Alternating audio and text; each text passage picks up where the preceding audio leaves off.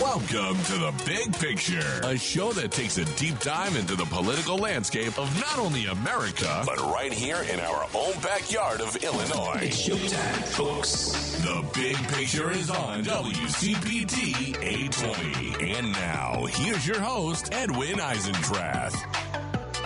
Hello, everybody. Happy Saturday. We are 2 weeks in, and what we have is confirmation of things that we've been talking about here for a long time, and now we see it. This is a lawless and criminal administration.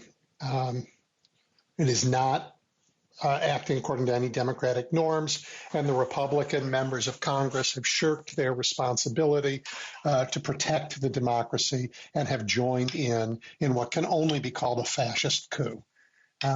It's really stunning. And you know what?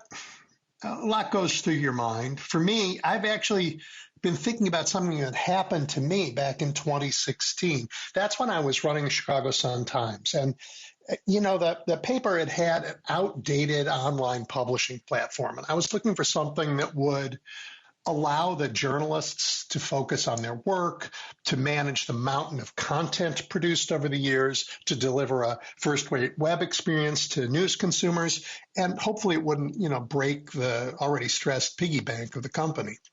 Well, enter Jeff Bezos. Not him personally, but a pair of software salesmen pitching what was then the brand new Arc publishing platform. That's the thing that they developed at Amazon for the Washington Post. And then they decided to monetize it and sell it to everybody else.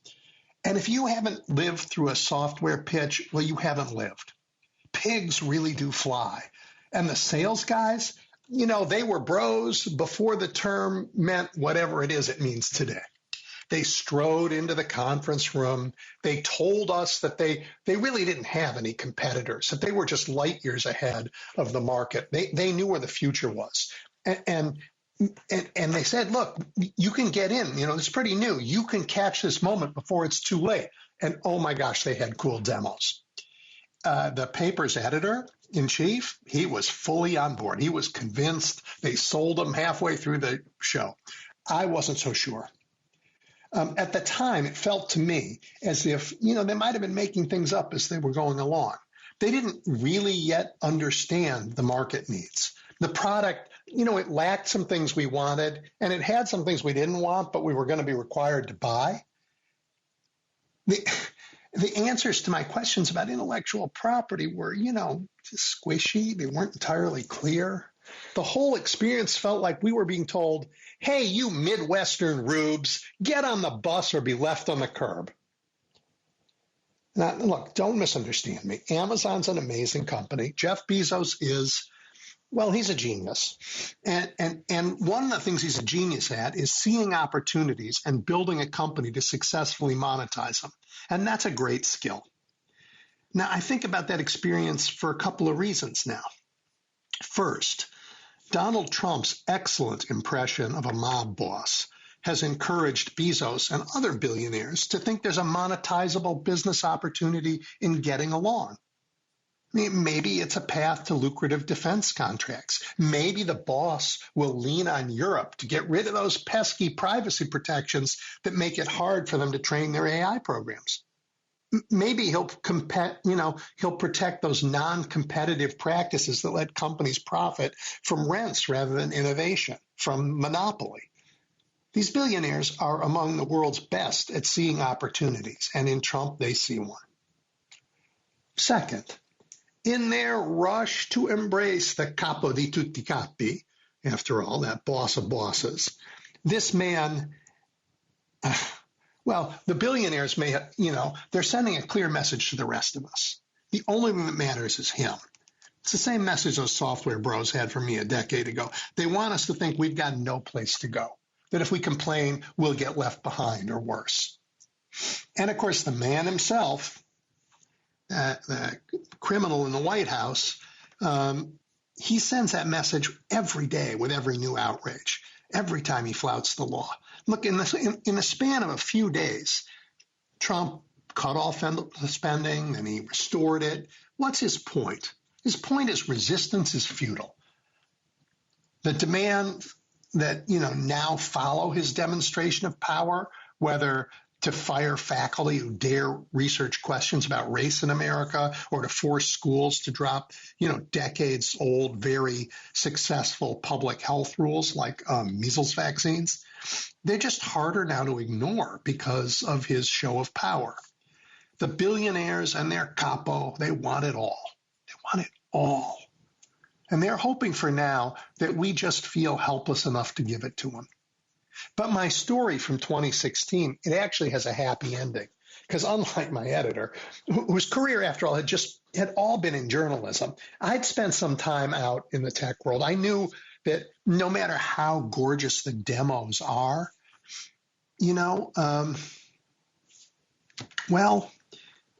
reality might have some surprises. And so I thought it was important to find other options. And so I spent time researching the pros and cons, and I consulted all the reporters. And then I went and asked Vox, not Fox, Vox, another media company, if I, could lease their platform. They'd never done that before, but theirs seemed pretty good.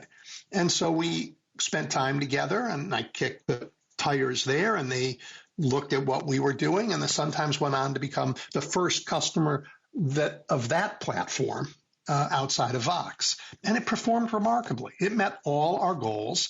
And, even the editor agreed it was the right choice. They're lessons for us. The first is a warning to the billionaires, not just to us. Be careful. In Mr. Trump, you might have finally met your match when it comes to selling vaporware. And you know what? This morning, Jamie Dimon, the head of the biggest bank in the world, figured that out. Last week, he was telling us, we don't think there's going to be a problem. A little bit of tariffs aren't a problem. And today he's like, you know what? We got to revise everything because these tariffs are going to be a real problem. Yep. The man is selling more vaporware than you've ever seen. The second is a lesson for the rest of us, a really important one. Don't be afraid. Don't be afraid. We have options. No matter how impressive their demos, the future is ours to choose. And it may take a while. And yes, we've had a setback, a big setback. But if we choose our Constitution and the rule of law and each other, we need to choose each other, we will build a future where we're on the bus and they're the ones left on the curb. And that's what we got to aim for. Organize, stay together. Do not for 1 second let anybody tell you that the criminal activity now passing for the American government is normal. It's not. And just because he's taking control of the Justice Department and the FBI, and they will not go after their own criminals, well, it's dangerous for sure, but we have choices, and we're going to make them.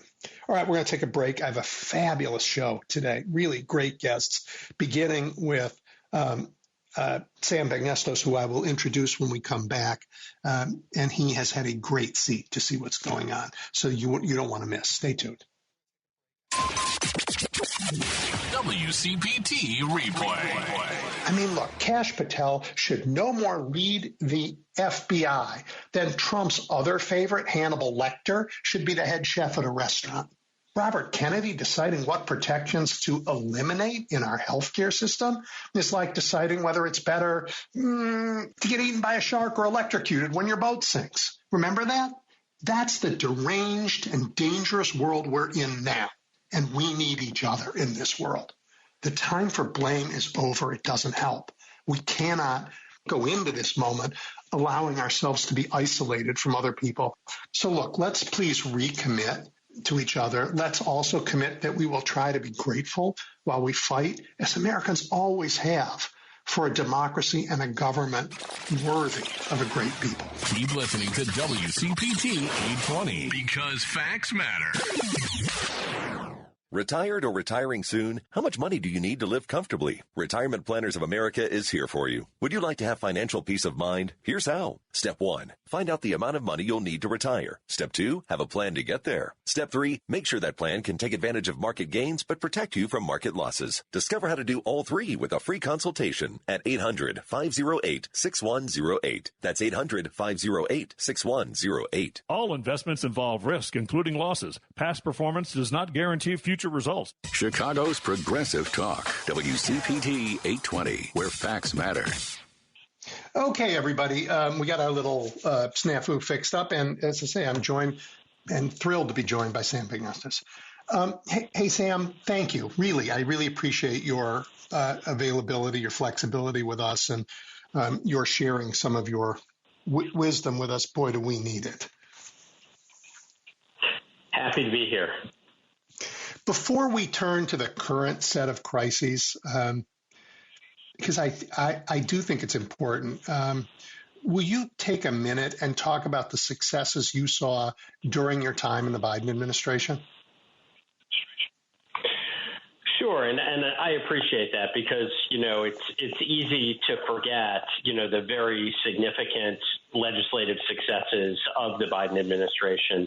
I mean, not only were we able to get shots in arms across the country, when we came into office, I started on Inauguration Day, and we were in the depths of the pandemic. People, the overwhelming majority of people weren't vaccinated even once. We were able to get those vaccines into people's arms, help us move past the worst of the pandemic, get aid to people to really stop us from being in a significant recession, if not depression, and then, make very significant investments in American industry moving forward, as well as, on an issue I spent a lot of time on, working for the first time to really lower drug prices by negotiating the prices of drugs in Medicare. I mean, and success after success after success on that, I don't think we should, lose sight of.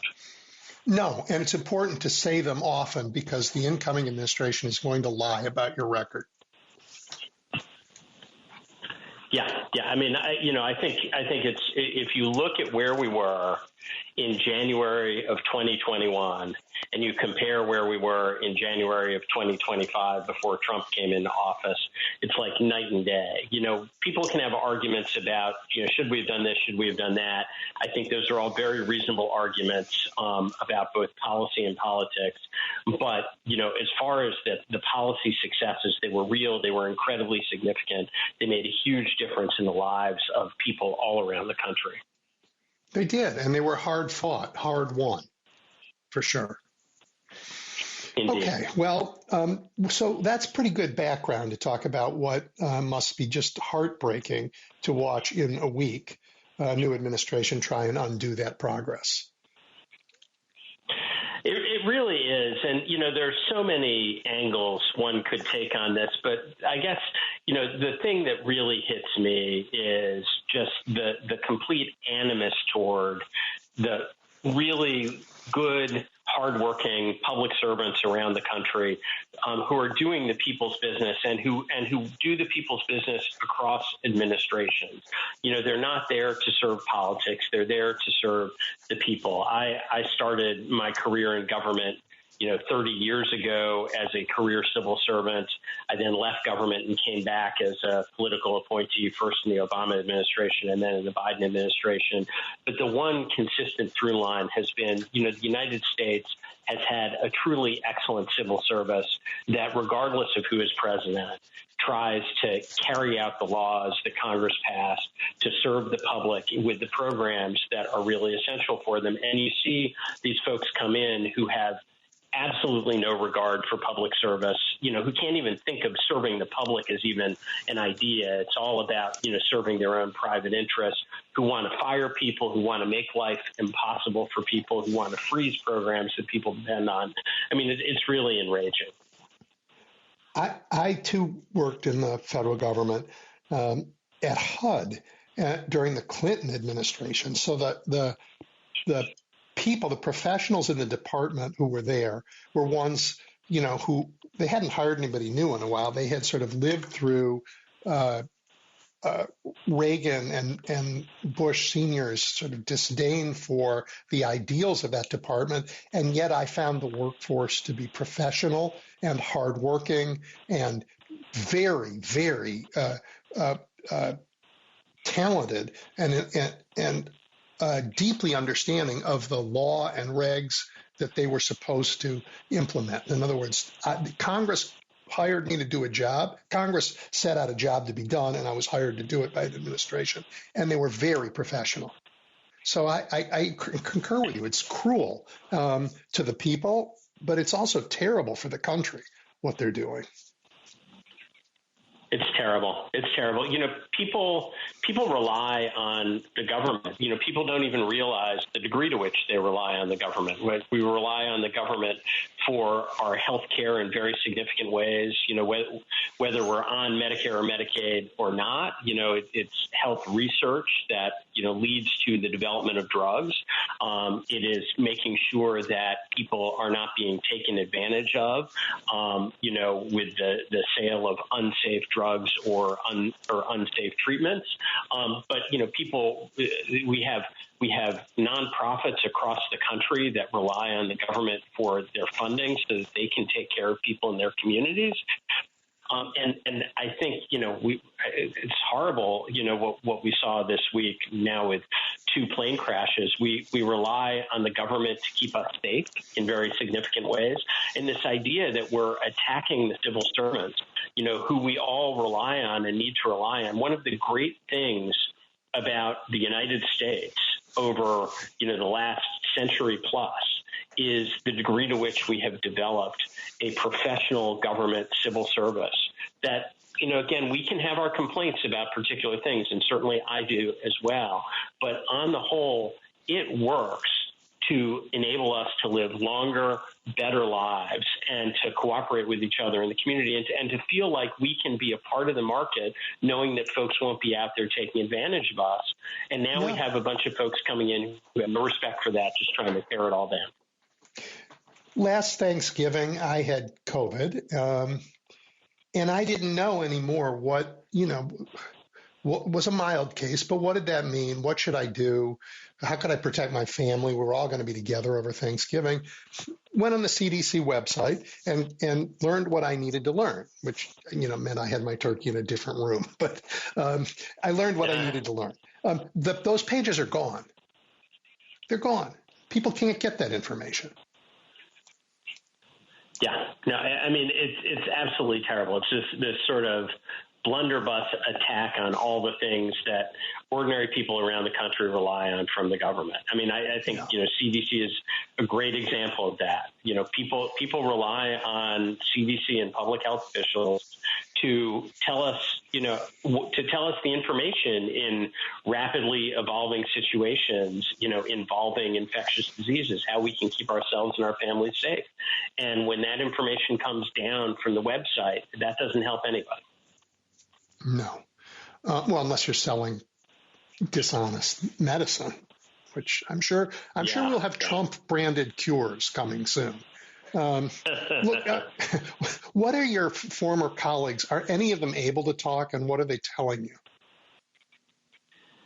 Well, I think there's a lot of fear. It is very clear that the new Trump folks have come in, and it's not just Trump; it's the way he is kind of handed over the reins to Elon Musk and this cabal of people around Elon Musk who are taking over aspects of the personnel management, financial management of the government. These are public functions that should be subject to public oversight. They have very carefully constructed rules over time to make sure that nobody is misusing information. Nobody is acting in a way that is corrupt in how they're spending the money. And we have these folks coming in, firing a whole bunch of people, threatening to fire more people, putting people on immediate administrative leave, shutting down websites, locking people out of computer systems they rely on for their work. It's created a lot of fear, and that's been the purpose. I mean, the idea is clearly to make the civil servants think if you cross us, if you're not 100% on board with our program, we will find ways of getting rid of you and making your lives miserable, whether it's legal to do that or not. Well, let me ask you about the legal question. I don't understand how a private citizen, even if the president asks you to do it, has the right to direct federal employees. I don't understand where that authority comes from. I also don't understand how a private citizen can take a server and plug it into OPM's tech stack. That sounds like an enormous security risk that can't be legal. Can't be legal. Is it? Yeah.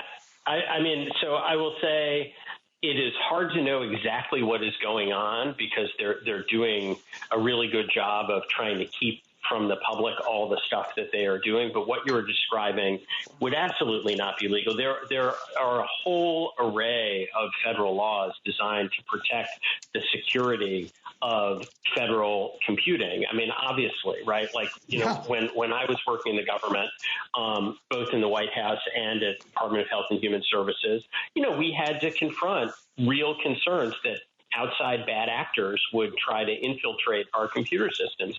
There are laws about that designed to protect us. And yeah, I mean, everything I'm reading, again, hard to know exactly what's going on, but it certainly sounds like those laws are being just disregarded by people who don't feel like they need to comply with the law. They feel like they know better. And in a normal course of government, if somebody were breaking the law in the ways we've just described, who would hold them to account? Who would investigate? Who would bring charges? Well, it's a great question because it's a lot of the people who the Trump administration is in the process of firing. So, one very significant way that we assure that executive agencies are complying with the law is we have independent inspectors general who are supposed to make sure that both laws are followed and there's no waste or abuse in the carrying out of the responsibilities of agencies. Well, we saw that Trump fired a whole slew of inspectors general without providing the notice and without providing the reasons required by law.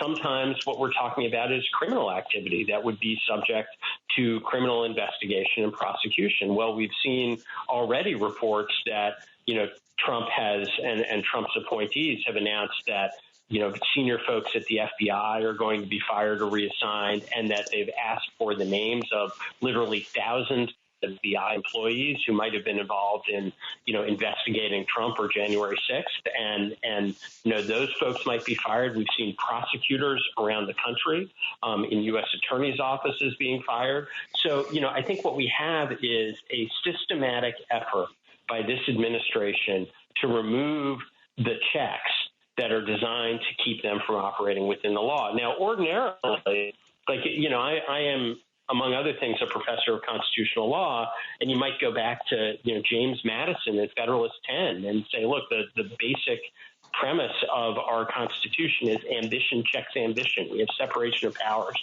And so we would look to Congress to conduct oversight.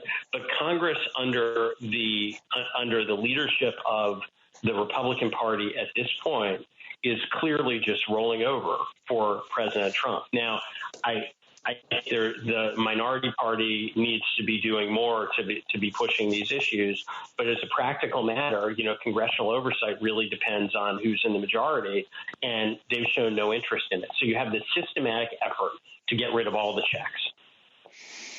Yeah, you left one out of that very good list, Sam, and that would be the Supreme Court, the judiciary, and they opted out before he even became president.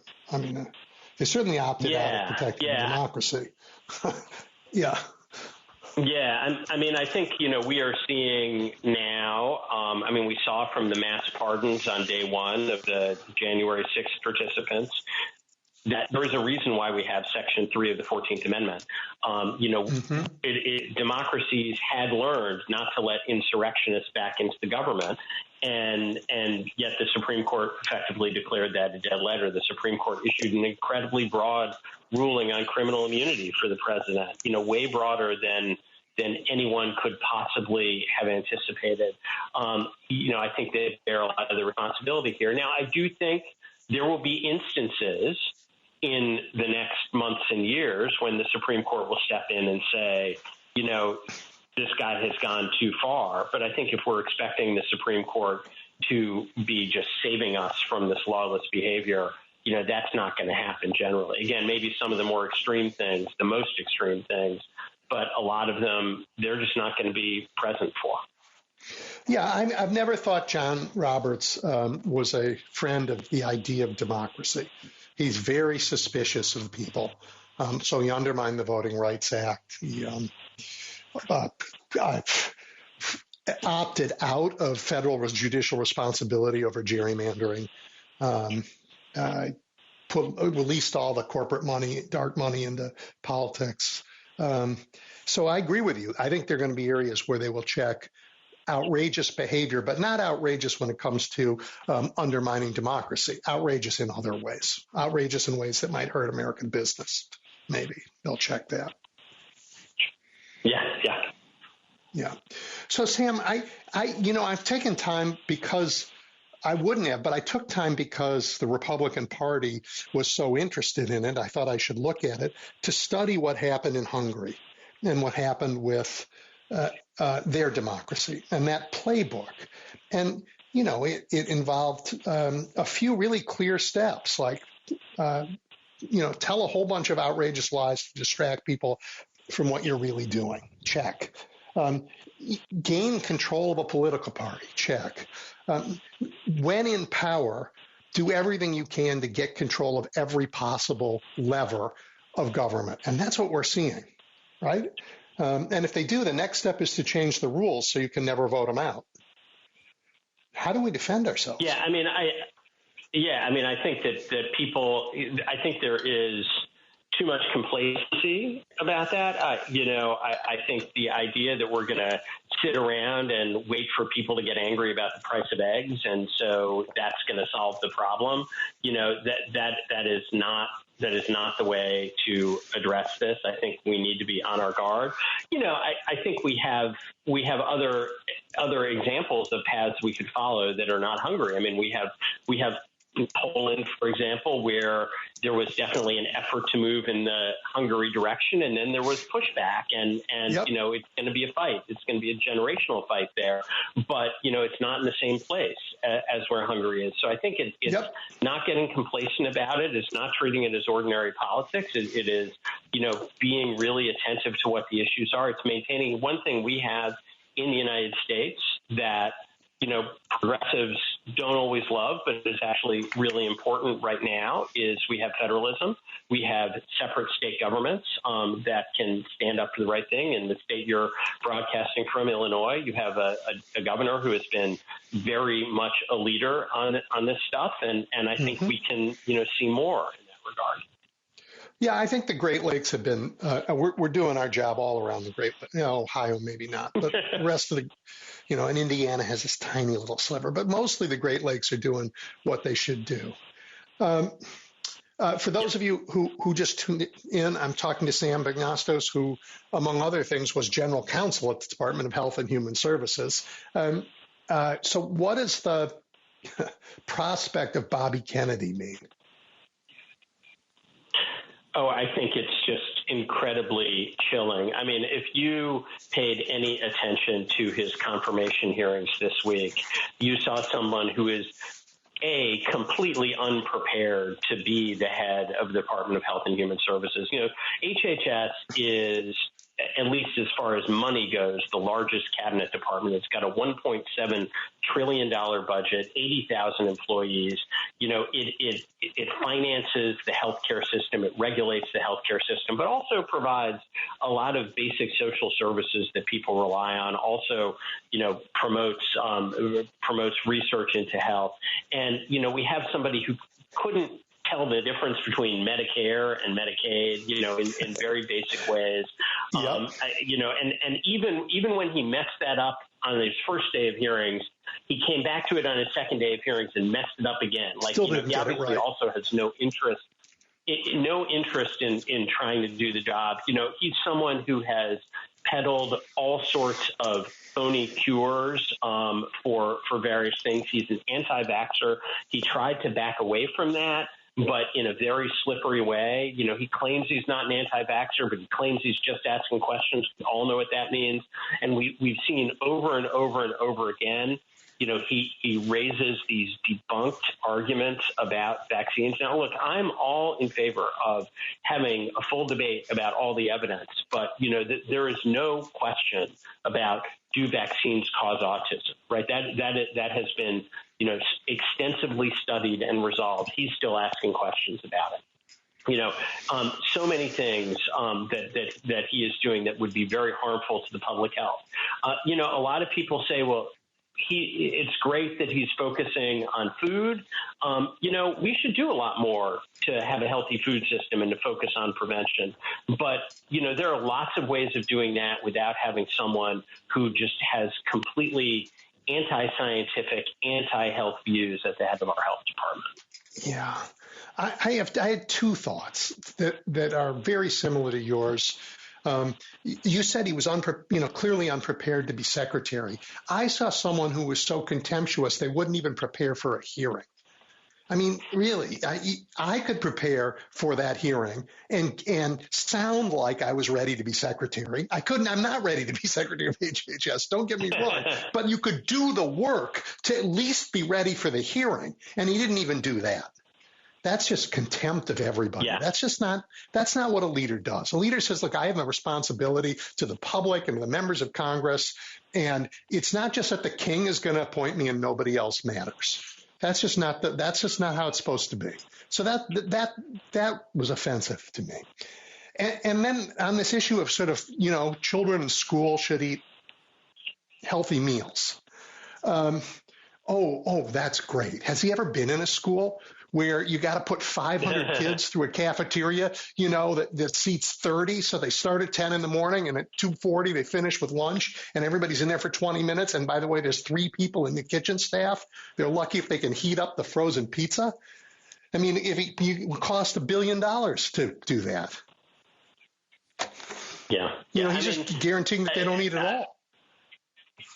I think that, you're highlighting a couple of really important points. I mean, there is this just absolute contempt, and the sense of entitlement, the sense that he can go around and cause all this harm and he doesn't have to pay attention to anybody else's interests. Would you hire someone who completely failed to prepare for their job interview? Of course you wouldn't, right? But that's obviously what happened here. And also, I think the point you make about food and lunch, like these are complicated questions. And that's why we need serious people in government, people who care about the problems of governance. And, whether it's Bobby Kennedy or all of these folks Elon Musk is bringing on, what we're seeing is people who just don't care, who don't appreciate that it is complex to try to provide for the needs of, people across a large and diverse country as ours is. And, in these very complex systems that we're operating, whether they're schools or hospitals or anything else. And so, I think it's really going to be devastating to ordinary people and what we rely on from government. People think this is, I don't think a lot of people are out there signing on to every tittle of what, Trump and Musk are doing right now. And I think that's even true of the people who voted for him. But I think they're going to find that it's going to be really devastating, the stuff they have taken for granted for a long time. Oh, I agree. I mean, and the biggest example this week was Jamie Dimon, who, last week was nod, nod, wink, wink. Oh, I don't really think tariffs are so bad. And today is like, we're going to redo all of our counsel to all of our investors because this could be a disaster. Yeah, they're going to wake up and, but this is not a new piece of history. When you decide that you're going to be okay by telling the boss whatever the boss wants to hear and give him more power to do whatever he wants.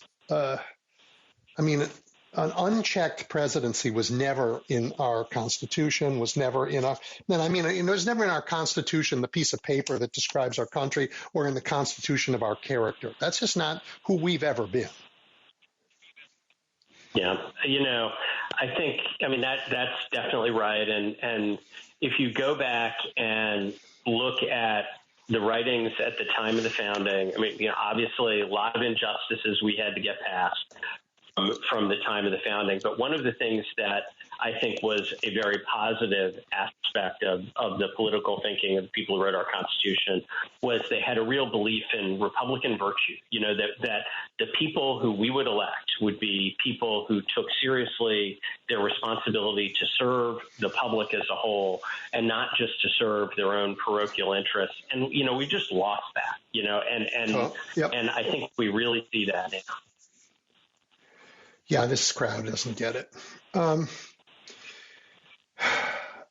I was not a big fan of George Bush's. The war in Iraq was radicalizing for me in some ways because of how awful it was. But his presidency did something miraculous and wonderful, and that was PEPFAR. Can you imagine a president saying, yeah, even though we've come very close to eradicating AIDS on a whole continent in Africa, we're going to pull the plug and let it come back? Yeah, I mean, it really is. It's just beyond belief. I mean, I agree. I think George W. Bush was a terrible president, and the Iraq War and the way he prosecuted the Afghanistan war and so much else, the restraints on civil liberties in the United States, all are things we're still actually dealing with the consequences of. The one really great thing he did, and it was a really great thing, was PEPFAR, which, has come really close to eradicating AIDS in Africa, not completely, but, has made an enormous difference to save lives across a continent that people don't really care about. But, millions of lives. And Donald Trump doesn't care about that. And in fact, I think there's a degree to which he has this sort of rivalry with Bush, and so is perfectly happy, even gleeful, of making Bush's, great success go away. I just can't even understand the mentality that leads you to that. Well, I wouldn't ask anyone to try and get in the man's head. It's too dangerous and ill a place. I would definitely not ask you to do that. And I don't think it matters. You know what? What matters is what the impact of what he does on all of us. Whatever he thinks his motivation is, it's irrelevant. So you teach constitutional law. Would you say we are in a constitutional crisis? I think we are. I mean, I think we have, and that's a phrase that gets overused, and so I think people are kind of numb to it, and I understand why people are numb to it. But, in the less than 2 weeks that Trump has been back as president, and he telegraphed all of this during the campaign. I mean, none of this should be a surprise to anybody. The fact that people are surprised, shows, I think, a failure on a bunch of folks' parts in getting the word out. But in less than 2 weeks since he's been back, he has systematically, both colonized the government with outsiders, the Elon Musk crowd, and gotten rid of, many of the significant checks on his power. And I think that is a constitutional crisis. Yeah, I do too. Very dangerous. I may part company with you a little bit on the fact that people are acting surprised right now. I think the word was out. I think the surprise you're seeing now is Claude Rains out in front of Rick's getting handed the chips saying, oh, I'm shocked there's gambling here. Yeah. I mean, I hear you. I hear you on that. There probably is some Claude Rains to it, but I can tell you, I mean, I have a lot of people calling me up and saying, I knew they'd be bad, but I had no idea they'd be this bad. And, this is really, I think the goal in part on the part of the Trump people is to demoralize folks into just kind of letting it happen. And, we need to not be demoralized. I mean, we know this is going to be a big fight, and we need to engage that fight. Yes, we do. And we need to, where I'm drawing the line, because there's so much we cannot protect here, particularly when the people who are supposed to be, for all I know, if Kash Patel goes down as FBI and doesn't get the job, and he should not get the job, I did that terrible thought experiment where I went into Trump's head this morning. And here's where I came out. His next nominee is going to be Stuart Rhodes. I mean, he would do it, right? There's a degree to which you'd say, oh no, that couldn't possibly happen. But, I don't think anything is unthinkable at this point. So I hear what you're saying. Yeah. I mean, I think he wants to, he wants to control law enforcement. And he said he wants to, I am your retribution. I am going to use the power of government for retribution. So no one who commits a crime in my name will be prosecuted by the federal government. That is an enormous challenge for our country, an enormous lawless challenge. So for me, where I think we have to draw the unbreachable line is protecting the right to vote, protecting our ability to throw them out. Yes, absolutely. And we have seen through the years, and this way precedes Trump, we have seen through the years, many significant elements in the Republican Party trying to keep people from being able to vote, not just promoting gerrymandering, which you talked about, but, this whole array of vote suppressive laws, trying to intimidate people, to have people challenging voters at the polls. When I went to college in North Carolina, I graduated from the University of North Carolina in 1990 in the middle of the Harvey Gantt, Jesse Helms campaign. We saw that there, and we continue to see the same thing. But now I think the threats are much, much greater. So I totally agree. We need to be defending the right to vote. Congress has passed the House has passed the SAVE Act, which will make it harder for people to vote. For sure. I don't know if somebody asked me to prove my citizenship. I guess I have a passport I could find. But think about people who don't. It costs money to prove your citizenship. You have to pay to go get a birth certificate. Yeah. It takes time. All of that is a poll tax in some ways.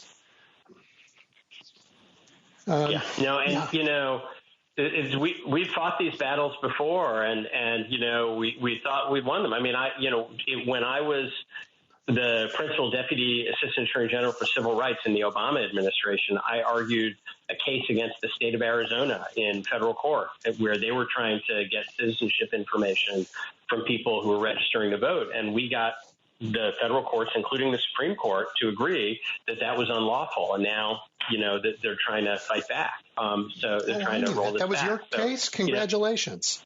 Yeah. I didn't. Yeah. That's great. Yeah. But oops, that piece of work they're trying to undo, for sure. And it's just, and I think the goal is to make it feel Sisyphean, and I think we just have to not get demoralized by it and understand this is what our democracy is going to depend on, is people getting engaged in the fight. Yep. And I got a lot of listeners here who are engaged. I don't think demoralized is how we feel. Angry, for sure. Motivated, for sure. A little confused about what's the best strategy. But I don't think anybody's ready to give up. What did you think of a military helicopter runs into a civilian airplane, people are dead, and the President of the United States says, I have no evidence, but common sense tells me this is the fault of diversity? It's horrible. I mean, I don't even know what to say about that. I mean, obviously, this is a tragedy. This is a tragedy that it's going to take some time to really figure out what caused the problem. What was the proximate cause? I think we have some good sense that we've been putting increasing pressure on our air traffic control system because of the hollowing out of the federal government. I mean, we've known for years that people in air traffic control are overworked. And I think this deeply even goes stressed. back to President Reagan, firing all the air traffic controllers. Patco. So exactly. So the system is very stressed. And that's obviously a part of it. But what the immediate cause is, that's why you have investigations. And to instantly go to this hateful, bigoted, it's DEI, attacking FAA for hiring people who have disabilities, there's it's just disgusting. I mean, I have nothing to say other than that.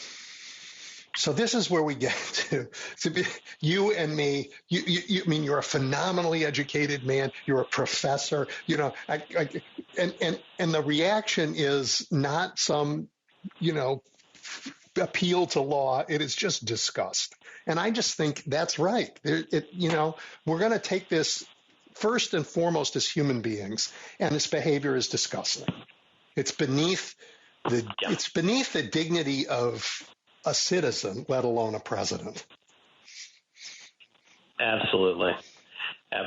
No, it's horrible. And, there are, of course, legal issues all around here. And, we will have conversations about those and pursue legal remedies in the appropriate fora. But I think fundamentally, just look at what's going on. Is this the kind of country you want to be living in? Are these the kind of leaders you want to have? And, I think people should really not overread the message of the election. Trump won. That's absolutely true. But first of all, a majority of people didn't vote for him, but more people voted for him than voted for anybody else. That's true. But were they voting for this? No. Probably not. Some were, but most weren't. And so people shouldn't be afraid to stand up and call this disgusting behavior for what it is. Yep. Well, on that topic of discussing behavior, 30,000 to take the capacity of Guantanamo to house 30,000 people that he's going to pick off the streets saying, "Oh, you're here illegally," without due process, put them in a place that is away from the scrutiny of the press, away from really almost any kind of oversight. How is it? First, what do you think of that, and how do we stop that? Yeah, look, number one, I think it needs to be said, Guantanamo has been a stain on this country for a long time, and the way we've used it, whether during the George W. Bush era war on terror or before and after with housing and really imprisoning people who were interdicted on the seas who were coming to the United States. It's been a stain. And Trump isn't causing that. But, what Trump is doing is he's taking that, up he's taking that up, a bazillion times. So what he's doing is now saying we're going to take people who are in the United States, and if somebody decides that they're folks who are not citizens or not lawfully here, we'll send them to Guantanamo if we can't send them back somewhere else. It's horrible. It's threatening to create a concentration camp of people who, we want to keep separate from the United States. That's not how we ought to be.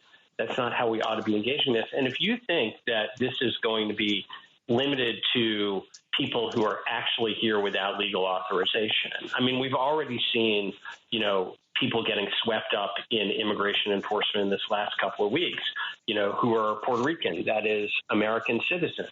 Obviously this is going to facilitate and be fed by racial profiling of the worst kind.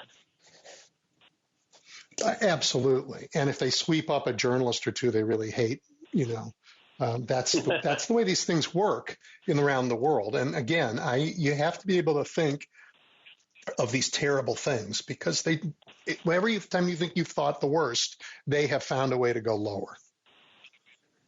Yeah. So Barack Obama promised to close Guantanamo, and he was not able to do it. I don't understand that, but I assume that challenges in closing it were bigger than I can imagine. But Donald Trump looks at Guantanamo and says, "Oh, it's not a disgrace to be closed. It's an opportunity I can take advantage of." And again, we have to see this man in the White House for who he is. And that is somebody who is not on our side in any fashion. He sees, any constraint as something to be eliminated or blown through, and he sees any opportunity to serve his own venal interests or, his own political interests as something that he is going to take advantage of, even if that means, dividing the American people, especially if that means stirring up prejudice and hatred against elements of the American people. He is the worst case scenario. Sam, are you teaching a constitutional law course this term? Not this term, which in some ways is good because everything is moving so quickly. But I will certainly have a lot to talk about, the next time I do teach it. Yeah, I am teaching a course in democracy right now, and I can't keep up with events. What are the students, the law students in particular, thinking about the future of law when they see lawlessness in the federal government? Yeah, I think that there is a lot of, doubt and uncertainty among people about what they're doing with their lives, when you look at law students. Now, I've always tried to make clear to my students, the law is not something that enforces itself. The courts are not always the friends of what you might think of as the right understanding of law. What you want to do is understand.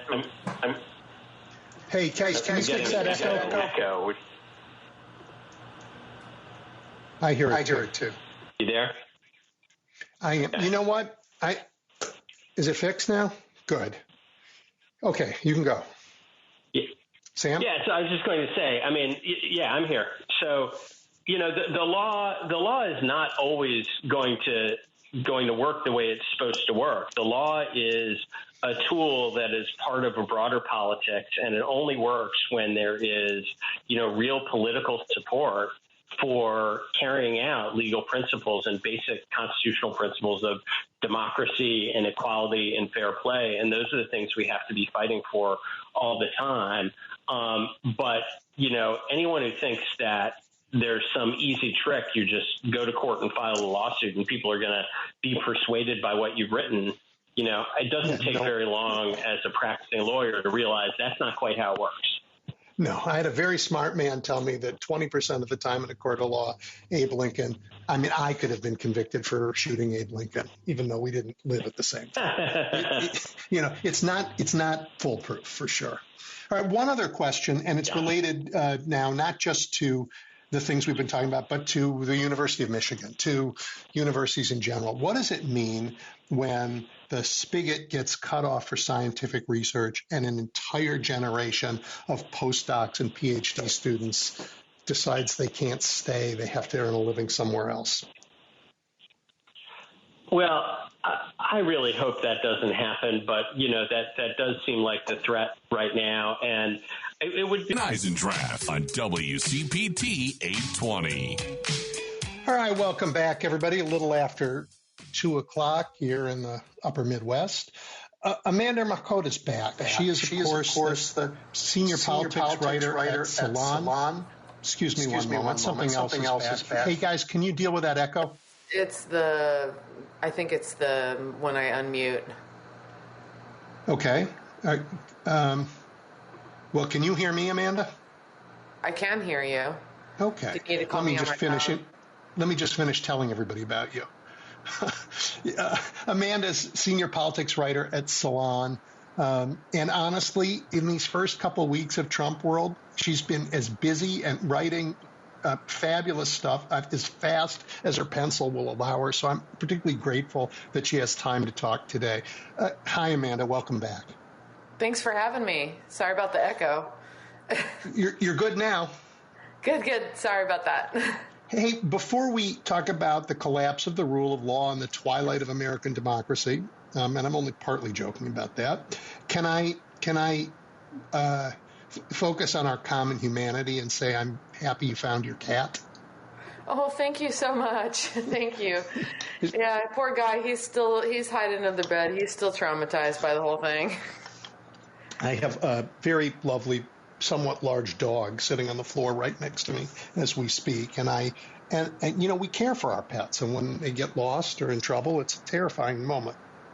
Yeah, no, we didn't get a lot of sleep until he came back. Yeah. Well, I'm glad. Let's turn to the political world that you cover so well, and there's so much to talk about. How about we start with what the purge at FBI and Justice means? It isn't for me, and I just want to get your take. I mean, not only did the Supreme Court say Donald Trump is free to commit any crime when he's in office in their disgraceful decision in Trump v. USA, but I think Trump has now said that he will ensure that his administration holds no one accountable for committing crimes on his behalf. And that's why it's so important to kick out the inspectors general and get control of the FBI and Justice. Am I overstating this? No, that seems to be about right. And because Trump is such a narcissist, right, he doesn't understand that the FBI, investigating crimes committed by the executive branch is a very tiny amount of the work that they do. Usually it's 0% of the work that they do. Well, the executive branch isn't usually criminal. Yeah. With him, obviously, it would be some percentage of the work that they would do, but obviously, most of these FBI agents that are being driven out are not, they're the kind of people that, help keep our communities free of crime, but I don't think Donald Trump cares about that either. In fact, I wrote an article this week about how, fascists and authoritarians need to manufacture crises to keep power. And one way to manufacture a crisis is to just sort of let it happen. And if the crime rate starts to rise because he's pulled back law enforcement and made a bunch of other moves that make crime more likely, I think he thinks that's going to redound to his benefit. Well, maybe, but this time everybody's going to call it what it is. I mean, last time Joe Biden made a huge mistake by, talking about the economy as Bidenomics when he should have said, I'm doing a lot of great things, but Trump inflation is a problem. You're right. And I don't think we're going to make that mistake twice. Donald Trump owns it. He's responsible. We've had 2 plane crashes in 3 days on his watch while he's been firing people at the FAA. I mean, let's just, maybe that's not the cause, but maybe it is. But I think it's worth saying out loud. It certainly can't. First of all, it's clear that they're understaffed. That's absolutely the case in the D.C. situation. We don't know why they were understaffed, but, it should at least highlight why it's a bad idea to just be pushing federal employees out the door as fast as you can without considering whether they are the kind of people that keep planes from falling out of the air, which is what they are. Even then, on top of it, I can't imagine that federal employees right now aren't operating under an unbelievable amount of stress, and that's also going to hurt their ability to do their job. Yeah, they're like everybody else. They're just people, and they're terrified, and they're being told to be terrified. That's part of the brand of Mr. Musk. Be afraid here, now that you're working in this world. Yeah, in writing about the situation with federal employees, which I've been writing about a lot, I discovered a forum on Reddit where people that work for the federal government are posting anonymously about their experiences, and it's pretty interesting. I think the folks that are on that forum have, because they found community with each other, they are, they're coaching each other to stay put and force the issue, make them purge you, right? Yep. But what they're also saying is that their colleagues in their offices are under unbelievable amounts of stress. Some people said that their colleagues were having panic attacks and nervous breakdowns. I mean, they're just people. A lot of them worked for years to get credentials enough to get these jobs. And then when they got the job, it's supposed to be a secure job. So they built families and got mortgages and built their whole life with the assumption that all their hard work would pay off. Right. And now they're being treated not like hardworking federal employees, but actually like the enemy. Because Trump and Musk have said the government is the enemy and we are going to purge it. And I suppose they're going to close some positions, but I suppose they want to fill them with what they say are the best people. We only want the best people. We only want the geniuses for these jobs. We're going to have geniuses. They want to kick out people who are good and replace them with mediocrities who are loyal. That is, they want to replace those jobs with people who do not know what they're doing. And we can see that on the top level, right? Like, who are the people that Trump is nominating to be the head of HHS, the head of the FBI? You can go down the list, and it's literally like the worst person you could imagine for each job. Like, at best, they're just incompetent. At worst, they're openly malicious. And, like, that's going to be the goal all the way down. Like, there was some really good reporting in Wired that showed that the Office of Personnel Management, which is basically the HR for the entire federal government, like, Elon Musk has basically taken it over by force, and he's hired a bunch of his, like, you know, minions to run it, and some of them are, like, literally, one was a 21-year-old intern of Peter Thiel's. Another one was an intern of Elon Musk's who was only, as far as I can tell, 18 years old. He graduated high school in May. I wonder if these young people understand that their own, probably not while Trump is president, but there's legal jeopardy for them. It's not legal if you're not a federal employee to access these systems, no matter what anybody says. It's not legal to just shove a server in and connect it to the tech stack at OPM. There are rules about this that are there to protect all of us and all of this data. So what they're doing violates a bunch of laws. And, you know, sure, Trump won't prosecute them, but the people who did it are not without some legal exposure. And I think we owe it to them to let them know, hey, you can do what the boss tells you, but, you know, ask Michael Cohen how that worked out for him. Yeah, there's a reason that Elon Musk is picking teenagers to be his flunkies. There's no doubt about it. Like, because they're probably young, like, far-right jackals who've been radicalized online, right? And they don't know anything about how the real world works. I mean, think about what you were like when you were 21 years old or 18, God forbid. And yeah, these are people that are easy to manipulate. You just flatter them and make them feel like they're the big kahuna, and then they will do the crimes for you and take the punishment. In a sense, like Elon Musk is doing with computer stuff what Donald Trump did on January 6th, which is to get a bunch of credulous, gullible people to do his crimes for him so that he could keep his hands clean. The federal government spends trillions of dollars. I mean, the grants that they held up, I think, were $1.2 trillion, but the annual spend of the federal government is an enormous amount. And to let that, I mean, first off, you know, I wouldn't trust these guys around, you know, my wallet sitting on a table, let alone, and that's got like $4 in it. But, you know, I just don't trust them washing all this cash.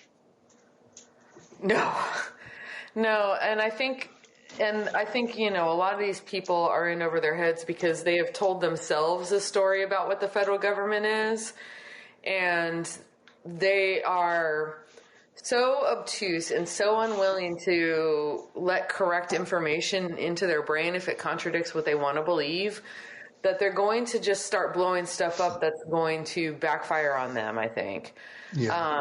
The one upside of having a bunch of mediocrities and incompetent people doing this kind of thing is that they're also not competent at getting things done. Yeah.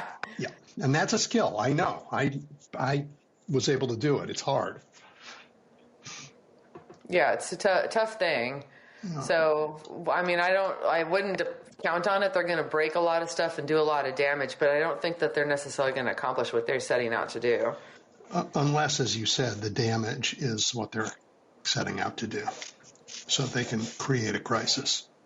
Yes, definitely that. Go ahead, sorry. As always with Trump, I worry that the awful things that we're seeing, are meant to take our eyes off the really awful things he's doing elsewhere. What do you suspect we aren't seeing?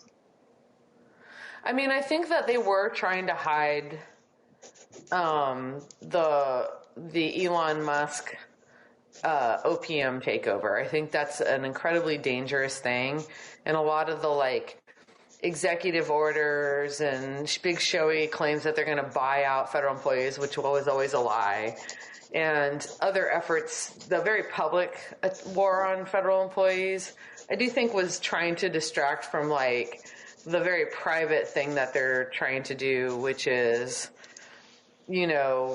basically force these people out if they won't quit illegally. And so, they talked about buyouts and other kind of ways that were legal but not ethical, right, to kind of push people out to cover up for what looks an awful lot like it might be criminal activity. Yeah, I mean, even the so-called buyout, it really wasn't a buyout. No. But there has to be, they don't get to decide, they don't get to make up federal programs. Congress does. So, yeah. And I know it's a compliant Congress, but they still have to do it. The structure's still there. And if they haven't done it, they can't go and say, oh, we got money to pay you to not work. That's not up to them. Yeah, this is an interesting thing because it's very clear, a lot of people have been warning for a long time that Elon Musk and a lot of these tech billionaires are very devoted to this writer named Curtis Yarvin, who has been expounding for years on why American democracy needs to be ended and be replaced with a dictator, right? And they see Donald Trump. Caesar. Yeah. And they see Donald Trump as the way to make that happen. But it's also very clear that it's not I don't think Elon Musk has any respect for Donald Trump. He probably thinks he's a Nimrod. I mean, everyone thinks Donald Trump is a Nimrod. I think that the goal here is to put a kind of fake dictator up front that they can control and do their dictator work behind the scenes with. And yes, they want to just sort of, even though, like you said, it's a compliant Congress, they still want to just sort of get rid of them. They want them to only be ceremonial. And unfortunately, a lot of these Congress, especially in the Senate, they just want the title and they want everyone to call them sir, and they kind of don't care about anything past that. And so they're willing to just sort of let all their actual power be replaced with just the ceremonial power. Well, that's terrifying. I mean, I would have said the House was worse than the Senate, so I'm really interested in that. Is the Senate, is this on the Republican side, or are you just the Democratic side? And on the Democratic side, is it because they're not interested, or you just think they're too tired and need a younger generation? I think the Republicans definitely just want to have the title, and they will just bend over backwards to just do whatever Trump wants. Very few of them have shown any spine even on issues they claim to care about, because what they actually care about is keeping their jobs and keeping all the goodies that come along with it. I think, unfortunately, in the Senate, a lot of Democrats are complacent for similar reasons. I think they do care more. That's why they're Democrats, but they don't have a lot of fight in them, because anything they think that's going to go again. And it's obviously there's a lot of diversity. I think someone like Elizabeth Warren or Chris Murphy, there's a lot of senators who are willing to take risks, Yep. A lot of them notably have safe seats. Sure. But I think there's a lot of them just they don't necessarily see the point of putting up a fight, especially if it's going to not immediately win, and then they just have to be kind of embarrassed. So I think we have that problem. In the House, I think you have a lot more Democrats that are like big-time fighters. Yes. In the House. Yep. But on the flip side of that, I think House Republicans are much more likely to be like bug-eyed ideologues, right? Terrible people. Let's go back to the Senate for a minute, because I want to ask your opinion about this. You watch them more carefully than I do. But it's my view that two of the stupidest people in America are United States senators. One is Ron Johnson, possibly the worst senator in America, and that is a very low bar. And the next one would be Tommy Tuberville. I just think these people, I don't know how they can even get up and tie their shoes in the morning. Yeah, I mean, I think that, like, if I was going to say that there was one guiding principle of the MAGA movement, it's that even the dumbest white man should be in line before the best black woman. And I mean, obviously that was proven true in the election, because Donald Trump is also amongst the dumbest white men and beat a very smart and qualified candidate in Kamala Harris, right? But as an example. As an example, yeah. Yeah. I mean, wow, Ron Johnson. I mean, I don't even think he'd be successful to use as a doorstop. It's just... Oh, God, I had to watch the hearing, RFK's hearing, and, like, Ron Johnson was particularly... I had to turn it off, because that level of just nuclear stupid is like, painful to listen to. Yep, it is. And remember, he was also the bag man for the fake electors. Yes. Which he might not have known what was in the bag. I mean, certainly ignorance in his case is a legitimate excuse. But wow. So Trump did something else. He sent teams out into the federal workforce to make sure they were on board with his policies. But he's literally asking federal workers who say they're with him, when was your MAGA conversion moment? When was your MAGA conversion moment? Mm-hmm. What do you make of that? Well, I think it's twofold. One, I think they have learned that there's a lot of power in kind of recasting their movement in almost quasi-religious terms, right? Like the white evangelicals who really glommed on to Trump basically treat him as an emissary of God, and that kind of thinking has infected the White House, right? And no joke, I mean, a lot of the people that Trump has appointed for high-level positions are Christian nationalists, like very, very, like, crazy religious people. So I think that's part of it. But I also think, like, it's about trying to see how much somebody is willing to humiliate themselves. Because if they're willing to answer that stupid question and try to keep a straight face and praise Jesus Trump and all that, right, then you've got somebody that's willing, like, there's something about, like, forcing people to humiliate themselves where you've got them subjugated, right?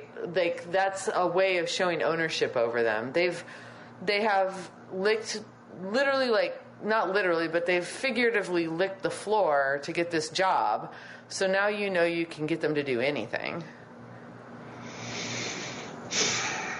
Yeah. That's really frightening. Yeah, it is. And I think Trump does have kind of a feral instinct for humiliating people and making them bow and scrape before him and, basically sell their soul out so that he owns them. I want to ask you about a scenario. You talked before about the tech bros. Maybe they don't love Trump. Maybe they think they can use him. So maybe Trump wins and the joke's on, I don't know who's selling the vaporware to whom here. Right? And maybe Trump will have his day with these guys. But maybe there comes a time when Trump goes. They they find a way to get rid of him. What J.D. Vance is their guy. He's their guy. I mean, is that something that worries you? I don't think that they're like plotting to get rid of him. I think that Melania, they're making the same bet Melania Trump did, which is like, look at him. How long could he live? You know? And I think that that's always a poor bet. That like his father lived like well into his 80s. It's frightening. Don't bet against evil. Don't bet on evil people dying. Like it never seems to work out. But I think that a lot of them also just, even if he doesn't die of like, he's obviously getting old and tired. These executive orders like are about trying to show his quote unquote strength, but it's also clear that like he doesn't know what's in them. He's just signing everything they give him. He's just like, it is like, I do believe it. I think the story about his father when he had Alzheimer's was that they built an office for him and let him sit there and pretend he was in his office all day to like soothe him and do pretend work all day, that he thought he was doing real work. And in a sense, that's kind of the trick I think that they think that they're going to use on Donald Trump. And that one I wouldn't bet against, because the man doesn't like read. He's gotten tired. He just wants to golf, like, and have people call him sir. And like, I do think he will just sign whatever they put on his desk. Oh, it's very frightening, because, you know, the people you're talking about, the they in that sentence, are not people Americans elected. No, it's that's Elon a coup. Musk. What you're describing is a coup. Yeah. All right. A good chunk of America is black. Today is the beginning of what, many people know as sort of Black History Month. The contributions of black Americans to the world, but to our country, to our economy, to science, to the ideals of justice and fairness in America is incomparably big. And Donald Trump signed an order that said, hey, it's Black History Month. Be sure you are appropriate in how you talk about it. What? Yeah, I mean, Pete Hegseth canceled it for the military. He canceled it. He canceled MLK Day too. Like that. Isn't that a national holiday? I thought that was a national holiday. It is, but he's putting it. I don't know what the legality of it is, but MLK Day and Juneteenth have both been put on pause by Pete Hegseth, as well as any kind of Black History Month. Any mention of the Tuskegee Airmen.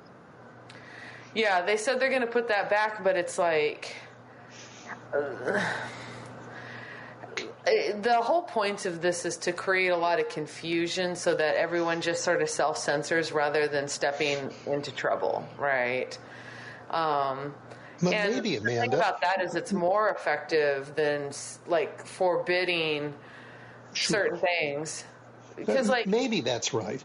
I mean, the other thing is you get us riled up about that, so that's what we're paying attention to, while they're siphoning cash out of the Treasury, because they've now controlled the Treasury computers and the systems that are meant to protect it are gone. I mean, I'm not saying that's happening. Believe me, I'm not saying that's happening.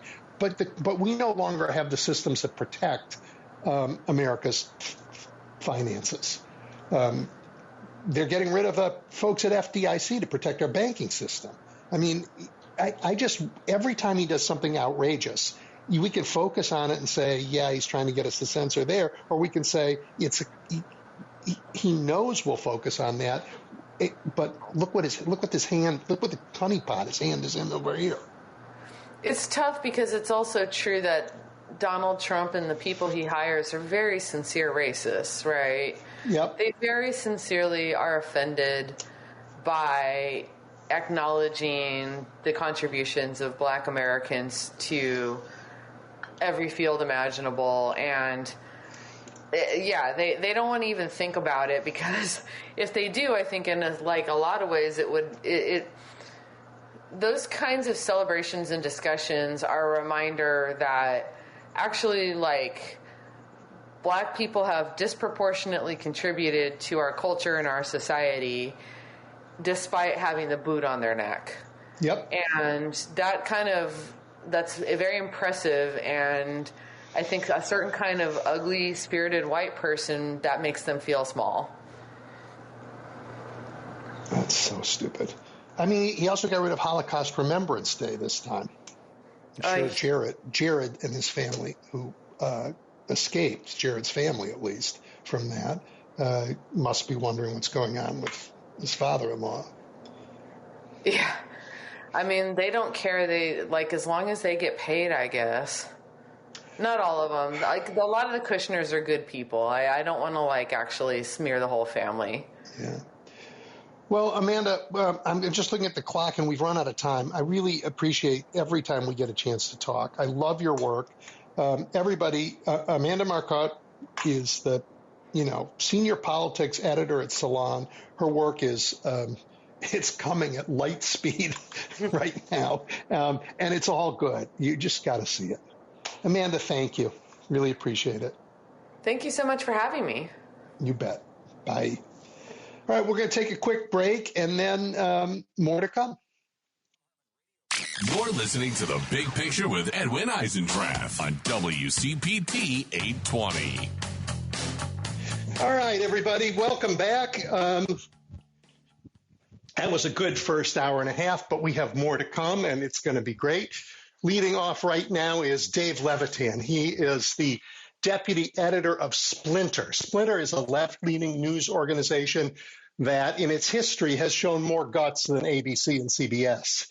While those news giants either have or are now negotiating to settle outrageous lawsuits by paying tribute money to Donald Trump, the Splinter folks refused when they were sued in the last Trump administration, and they prevailed. Honest news doesn't pay bribes. Dave, welcome. Thanks very much for having me. Hey, you've paid particular attention to the torrent of emails going to federal employees. Talk about some of the crazy guidance they're getting. Yeah, I mean, it's been quite a week. I've been hearing from people inside a few different agencies, primarily the National Institutes of Health, but also the EPA and the National Cancer Institute and a few other places. They've been basically sort of trying to figure out how to respond to things as they go. There have been, the sort of strange offer of deferred resignations, which they've had to deal with. There have been all these guidance, different forms of guidance of, responding to the various executive orders. A lot of people in these agencies, basically, they're sort of in a wait-and-see kind of mode for some of these things. Obviously, some things they're dealing with right now, but it has been quite a week for people who work in these agencies. Yeah, I mean, a lot of stress, but the guidance has been on again, off again, contradictory in some places. What is this meant to? Is it because the administration can't make up its mind, or is it because they just want everybody confused? It's a good question.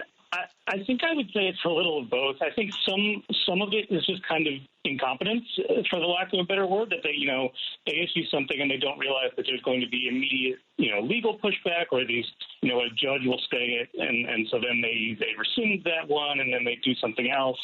I think some of that is literally they're trying to do these things, like, say, freeze grant making from federal agencies, and don't quite know how to do it. But then in other cases, I think you're probably right that there is a degree of just sort of, we want to gum up the works. I mean, that was, a lot of people have talked about the idea of sort of flooding the zone, right, of the sort of flurry of executive orders that we saw coming out in the first few days, and now continuing really now 10, 11 days in.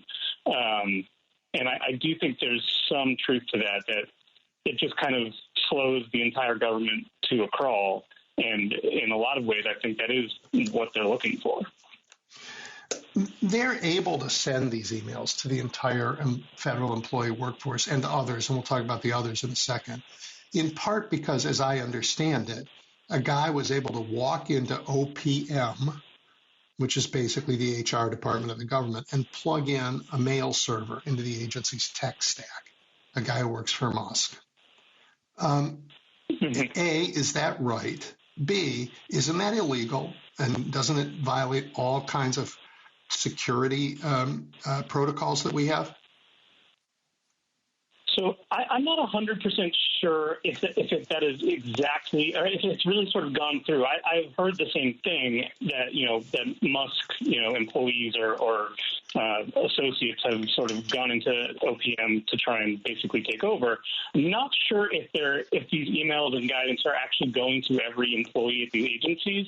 The things that have been shared with me have been, emails from within the agencies who are then responding to the OPM and other directives. So I think it probably is, I can't speak to the legality. I'm not, I'm not an expert on that. Fair. So I'm not sure. Fair. But I think it's part of the problem is that the things they're hearing are coming from sort of a strange, direction, I guess. I understand that it isn't just the employees, but the administration is sending missives to grant recipients, and that would be universities and non-governmental agencies, nonprofits around the country. What are those saying? Yeah, there's been a few of that. I was shown a letter that was sent from the Centers for Disease Control and Prevention, actually going out to basically any recipient of CDC money, and there's a lot of that. I mean, they give money to hospitals, university health centers, or state health departments and things like that. And this letter basically instructed them to immediately stop any program involving DEI at all. It was very unclear on exactly what that would mean, and I'm not sure if these non-governmental entities have really started to comply with them. The last I heard was that they were looking for sort of clarification because their contracts actually say that, in general, I don't know if this is universal, but in general, they need 30 days for any changes to be made. So they can't just sort of tell you to do it right away. So that's one of them. There was also an issue with the National Science Foundation. This was, some great reporting from some other people, including an old colleague of mine, John Lambert at NPR, finding that, basically the National Science Foundation grants were frozen so that, people across the country at universities and other institutions literally couldn't pay their bills, couldn't pay salaries, couldn't pay for supplies, couldn't pay anything. And that, as far as I understand it, is ongoing. So obviously that will have, pretty severe knock-on effects for the science being done in a wide variety of places. I don't understand, really. It's unfixable if it goes on a certain length of time because the PhD students and the postdocs who are doing work in every lab in the country will have to live. They'll go find other work, and you can't just replace them off the street with somebody. It takes years of very specific education to fill each of these jobs. I mean, I know Absolutely. Mr. Trump feels that any white man can fill any job in the country, whether he's been to school or not, but it's just not true. Science and if we lose a generation of scientists, American competitiveness. You just think it is a reason why Amazon was invented here, why Facebook was invented here, why the best logistics in the world were invented here, why the most advanced aviation is here. None of that will happen in the United States if we lose an entire generation of scholars and science. Absolutely. No, I agree. And you're absolutely right that there's even sort of a temporary pause has much sort of longer and lingering effect than just, we turned the money off for a little bit and then we turned it back on, so everything's fine. I mean, there are sort of acute issues with individual experiments and trials and things like that will basically just stop and have to either be restarted or they never will be restarted because, basically the opportunity has passed. And as you said, the people involved in these things they'll go elsewhere, or they'll take another job, or they'll leave the country, or whatever the result is. And obviously that's terrible on an individual level for someone who has to change jobs or can't complete an education or in the thing that they're interested in. But there really will, even a temporary pause means much more of a long-term effect and impact for across the board of American science. Honestly, Dave, I don't think any enemy America's ever had could dream of doing this kind of damage. I mean, this will set us back economically. It'll set us back scientifically. It's just one of the biggest self-inflicted wounds since China had the Cultural Revolution. Mm-hmm. Yeah, no, and there's been, it's already starting to spread outside of the country as well. There was reporting today from the New York Times about how the sort of shut off of international aid from the U.S. is hurting science and health efforts around the world, and including in clinical trials that are ongoing in parts of Africa and Asia, and not to mention just more basic provision of actual public health supplies like malaria nets and drugs, things like that is already being basically stopped in its tracks. So it's obviously the U.S. is a very big and very rich country, and so doing this here has a huge impact around the world. And let's be honest with everybody. One of the reasons why pharma does their drug trials all over the world is it's just easier and cheaper for them than doing it here. There's a little bit less regulation. The people don't want to be paid as much. So they do this all over the world, and we benefit from it. This is going to kill people all over the world. It absolutely will. And there's a chance it will in the U.S. as well. There were reports in the first couple of days I was hearing from people at NIH about some delays in appointments for people in cancer trials. So people with cancer who are entering a trial and potentially getting, a new experimental medication or something that might actually prolong their lives or cure them. It seems like that maybe has stopped. There were a few reports of those delays to appointments, but then there was guidance clinical trials can continue. So hopefully that's true, and that everyone who has an appointment in one of these can go to it and just continue. But there is certainly a chance as this moves forward that we will hear more about that. And I'm trying to get some clarification from people I know who work on clinical trials.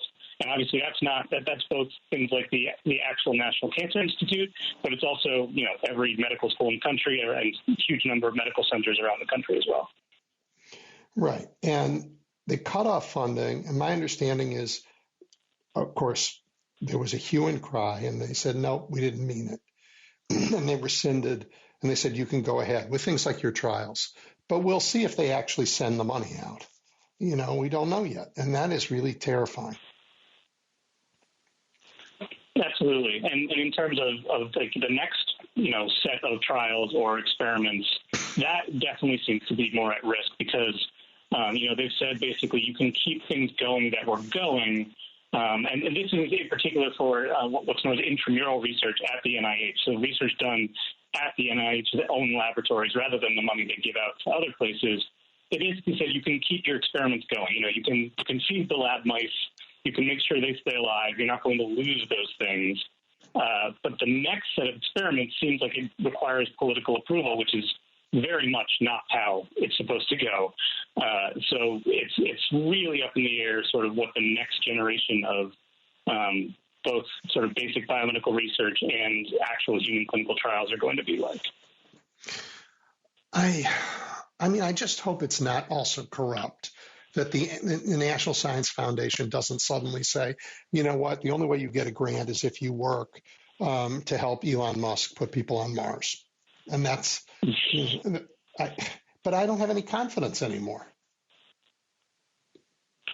Yeah, I guess my only bit of confidence there is just that, if they're going to let any money get out, then it does still sort of require, the way that NIH gives out money is they have these things called study groups. So the study groups are groups of experts on a given field who assess a grant application and say, okay, this is something that we're going to fund because it's, it will answer questions X, Y, and Z, and that's worthwhile. There's so many of these. We're talking tens of thousands of grant applications to the various funding agencies. It's almost, if you're going to do it at all, it's almost impossible to not fund something useful. I mean, there's only so many studies that will help Musk go to Mars. You know what I mean? Like there has to be. There's enough out there, but I guess I confess I'm sort of grasping. No, you've given me some courage. I really appreciate that. Let me turn the subject just a little bit. In a normal world, your focus would largely be on climate change and what's going on in the world of climate. That's where a lot of your fabulous reporting is. So, this administration seems hostile to humanity's future. What are you seeing in their thinking about climate? How would you talk about that? Yeah, I mean, it's certainly not great. I guess the way that, so I've been focusing a little more on the health and research side because it feels a little more acute almost. The climate stuff, right now. While as you said, it's sort of the thing that I focus most on. It has a sort of a longer term feel to it. That's like, they are very hostile to anything trying to fix climate change. That's for sure. I mean, the moves they've made so far are, pull out of the Paris Agreement again, which you can argue, I guess, about the sort of long-term effects. Obviously, it advocates the leadership of the world's second biggest emitter of greenhouse gases and biggest economy. So we'll see how that goes at the next UN climate talks, which are in Brazil later in the year. They've already made moves to try and roll back some fuel economy standards for vehicles. They have frozen, I believe, some of the money from the Inflation Reduction Act, which is, slated to go toward clean energy development and efficiency projects and things like that, which is just frankly illegal. But we'll see how that shakes out soon. It's overtly hostile, obviously. As I've written about a little bit, the one sort of glimmer of hope there is that a lot of climate progress, such as it is kind of independent in a sense, in the sense that there's a lot of momentum, and that a utility company will build a solar power plant when it is cheaper to do so than building a fossil fuel plant, and the economics of renewable energy have really changed in pretty amazing ways over the last decade and a half or so. So that's not going to change. The other thing, obviously, the Trump administration is very friendly to the oil industry. We now have an oil executive as the nominee for the Department of Energy. So they are certainly going to encourage the oil industry to drill as much as they feel like. The one sort of caveat there is that the oil industry pretty much only goes where the money is. Yeah, so they don't want to lower the price by having a glut. Sorry? They don't want to lower oil prices by having a glut of oil. Sure, right. And obviously there's plenty of sort of interplay with international issues there with what OPEC does and everything. So it's not just that Trump says drill and they drill. I don't mean to put a rosy spin on this at all. I think it is very bad. But to be frank, the oil industry already set records last year. That was the U.S. produced more oil and gas in 2024 than any country in human history. So we're already kind of, up at the top there. Not sure how much higher that can go. Okay. So I believe in science. I believe in the people who do it. I think they don't act by themselves. Their discoveries, we deal with the consequences of them in a political system, but they're being undermined left and right by people who just pretend to know everything. This week, Donald Trump pretended to be a hydrologist, and he ordered the Army Corps of Engineers to release a bunch of water in Northern California, ostensibly to help put out what's left of the fires in Los Angeles. Of course, that water that got released from behind dams flooded a bunch of farm fields and went in and did nothing. Now it's just gone. Didn't get anywhere near the fires. It reminded me of that time, when he was president 4 years ago, when he took a Sharpie to the meteorological maps and said, oh, no, they don't understand. This hurricane's actually going left. Not right. I mean, what happens to the idea of science, the idea of expertise, the idea that facts and evidence matter when you have a president who just starts to order the relevant agencies of the government to do things based on his expertise? Yeah, I mean, it's bleak. I mean, I agree that the situation with that water in California is, I mean, it's laughable if it was not actually, damaging farms and everything. But I think this is just, I guess, my opinion on it, but I do think that there's sort of a long-term, 1 to 2 decades sort of slide away, like toward expertise being considered, if not problematic, then just not worthy of attention. That expertise is not sort of to be trusted. And, I think, smarter people than I have written books about this, I think, and there's a lot to discuss in terms of the role of the internet and social media and the sort of general rightward slide that we're seeing around the world over the last few years in general. But I do think that the effect is there, that the people who are experts at things are in many ways sidelined or at least sort of marginalized and considered to be, less trustworthy than, anyone standing up in front of a microphone with a large enough platform. I don't have a great, idea of how to manage that or anything. I don't know if anybody does. I think that's kind of why we're where we are, maybe. But yeah, I think it's a pretty long-term trend. I think that, in the case of Donald Trump, right? He ordered the NOAA to find a way to whitewash his, the hurricane's going to be further west than it was 4 years ago. Now he has wasted a pile of water in a state that needs it by opening up dams because he apparently knows best. Now he's told us what the outcome of an investigation that hasn't even begun yet into this terrible plane crash in the Potomac.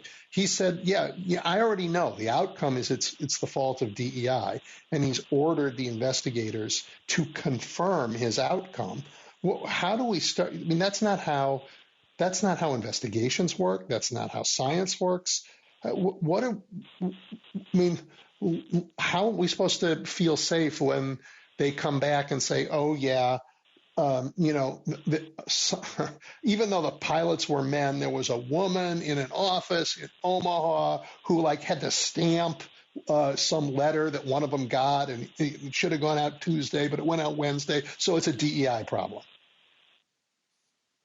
Yeah, I mean, it's monstrous. I don't know how else to put it. I mean, it's ridiculous that, that was his first instinct when, something terrible happens, was to label him in a ridiculous way. And to pretend basically he knows. I mean, I think that's just kind of his general thing, is to always say he knows. He would never admit not knowing something. He'd never admit being wrong about something. So, it's kind of, I think we can expect that going forward for whatever new, disaster or thing happens.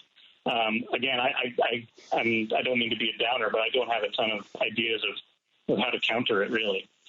Yeah, no, you actually have, because facts are a way to counter it, and your reporting is a way of countering it. Truth is a way of countering it.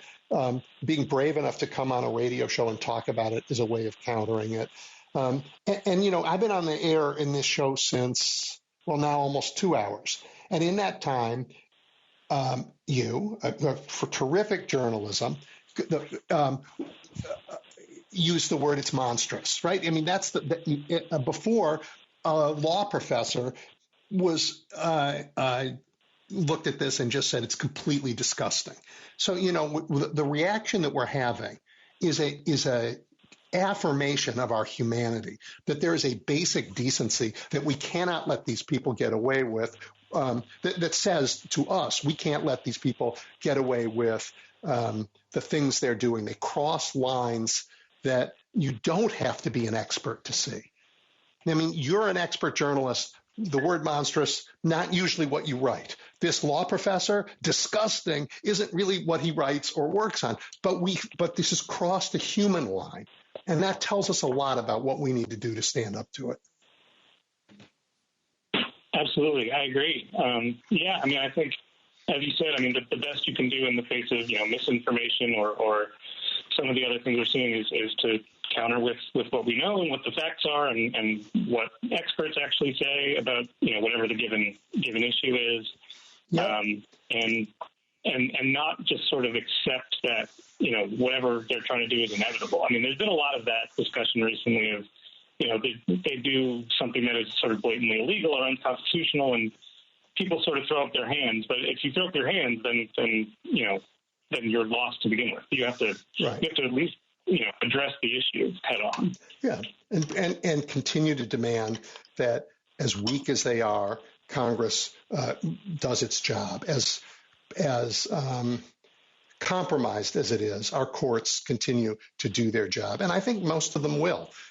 They do it slowly, and this is a fire that we need to put out today. But the real bottom line is that the sovereignty resides in you and me and Americans. At the end of the day, it's us, and we have to protect ourselves.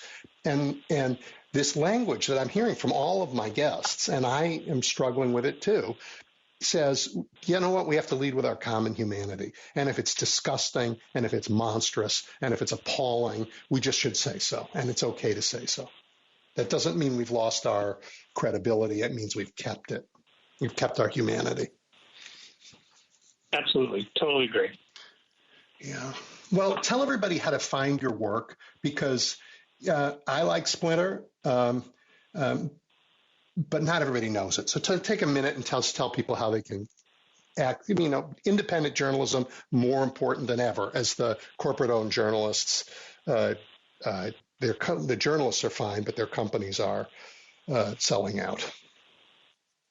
Sure. Yeah, no, thank you. You can find my work at splinter.com. We are actually now sort of owned by Paste Media, so we have three sort of sister sites that do some pop culture and other work. That includes Paste, the AV Club, and Jezebel. All of them do great work as well.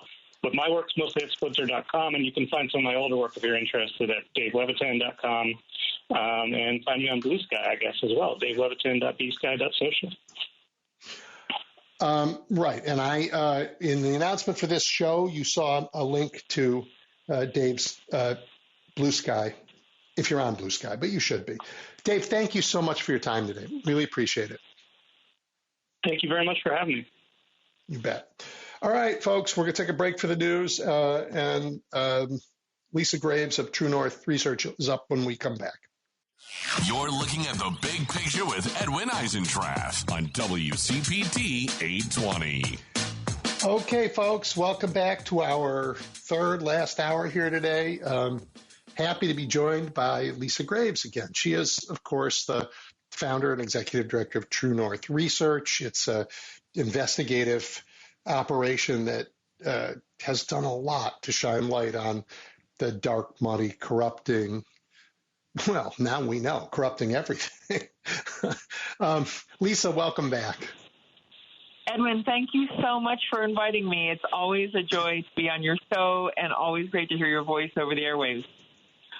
Lisa, we have a really sort of interesting moment where we have a lawless executive branch and a party in charge of Congress that isn't about to hold them accountable. I've never seen anything like it, really, where the message has been sent loud and clear into FBI and justice and whatever's left of the inspectors general that this administration, the Supreme Court said the president is immune from any crimes, and the president said my administration will turn a blind eye to any crimes committed in my name. Has there ever been a moment like this?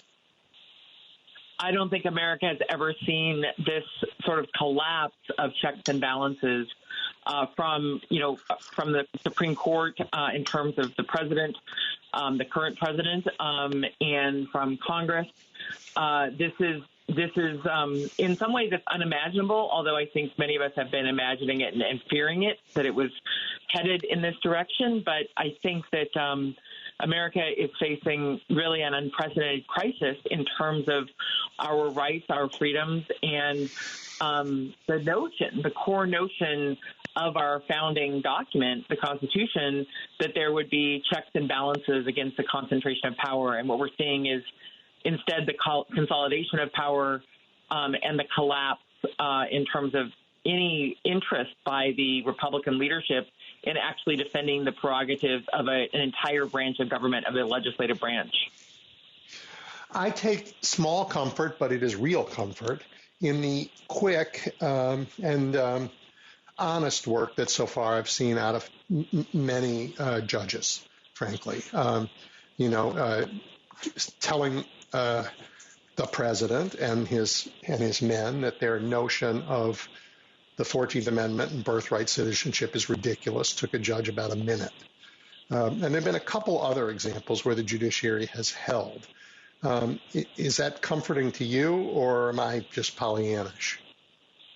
No, it was a really important decision by Judge John Kuhnauer, who was a Reagan appointee appointed for the U.S. District Court in Washington State. Judge Kuhnauer has been on the bench for many years, and he said exactly what was true, which was this is blatantly unconstitutional. The assertion by Donald Trump that he can disregard and transgress the plain language of the very first sentence of the 14th Amendment, which says that people born in the United States are citizens of the United States and have the privileges and immunities of citizenship.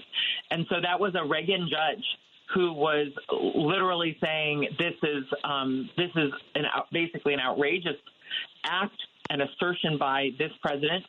And I really think it's in the category of sort of Rule 11 sanctions, which are there's really no legitimate basis for this administration to be asserting now 160 years down the road that they get to revise and unilaterally amend the Constitution to declare certain people who are born here, who are citizens, to not be citizens. It's an extraordinary assertion of power, and one that goes at the heart of literally attacking the rights of American citizens.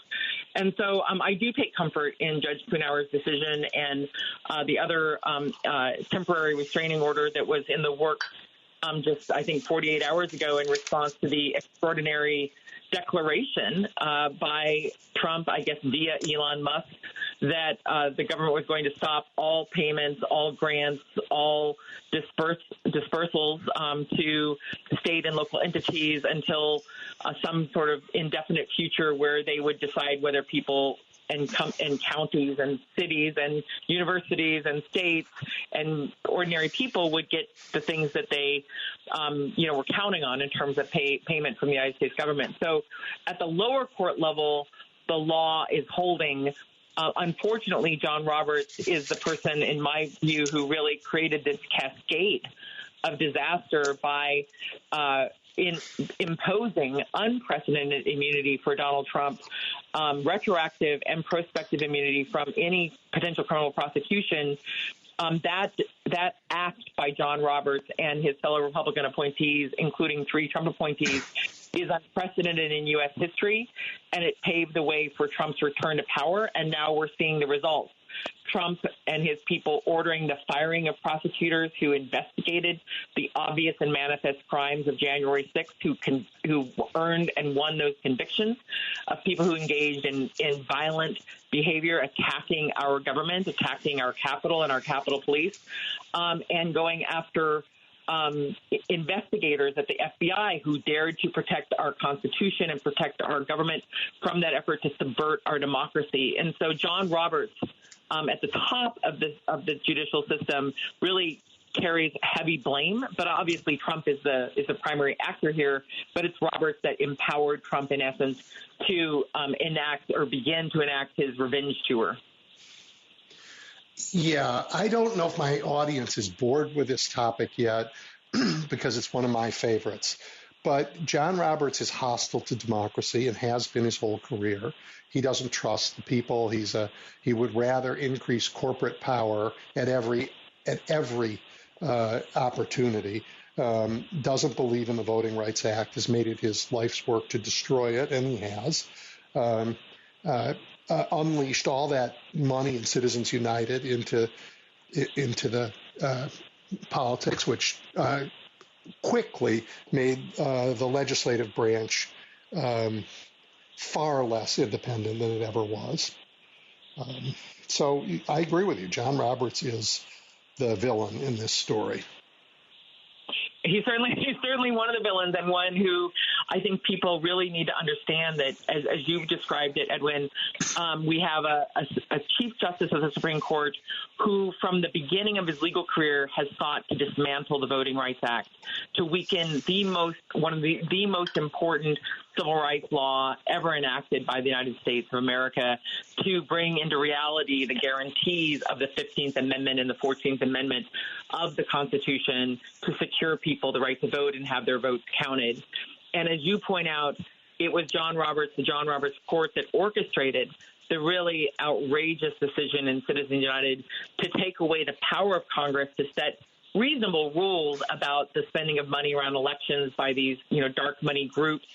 And that has weakened Congress, made them more beholden to these big dark money interests. And that decision itself was an abomination, both on the substance of the law, but also because what we now know from the investigative work of Heidi Presbala and others is that at the time that decision was pending before the U.S. Supreme Court in 2009 into early 2010, Clarence Thomas's wife, Jenny Thomas, was busy creating a group to exploit the decision to come.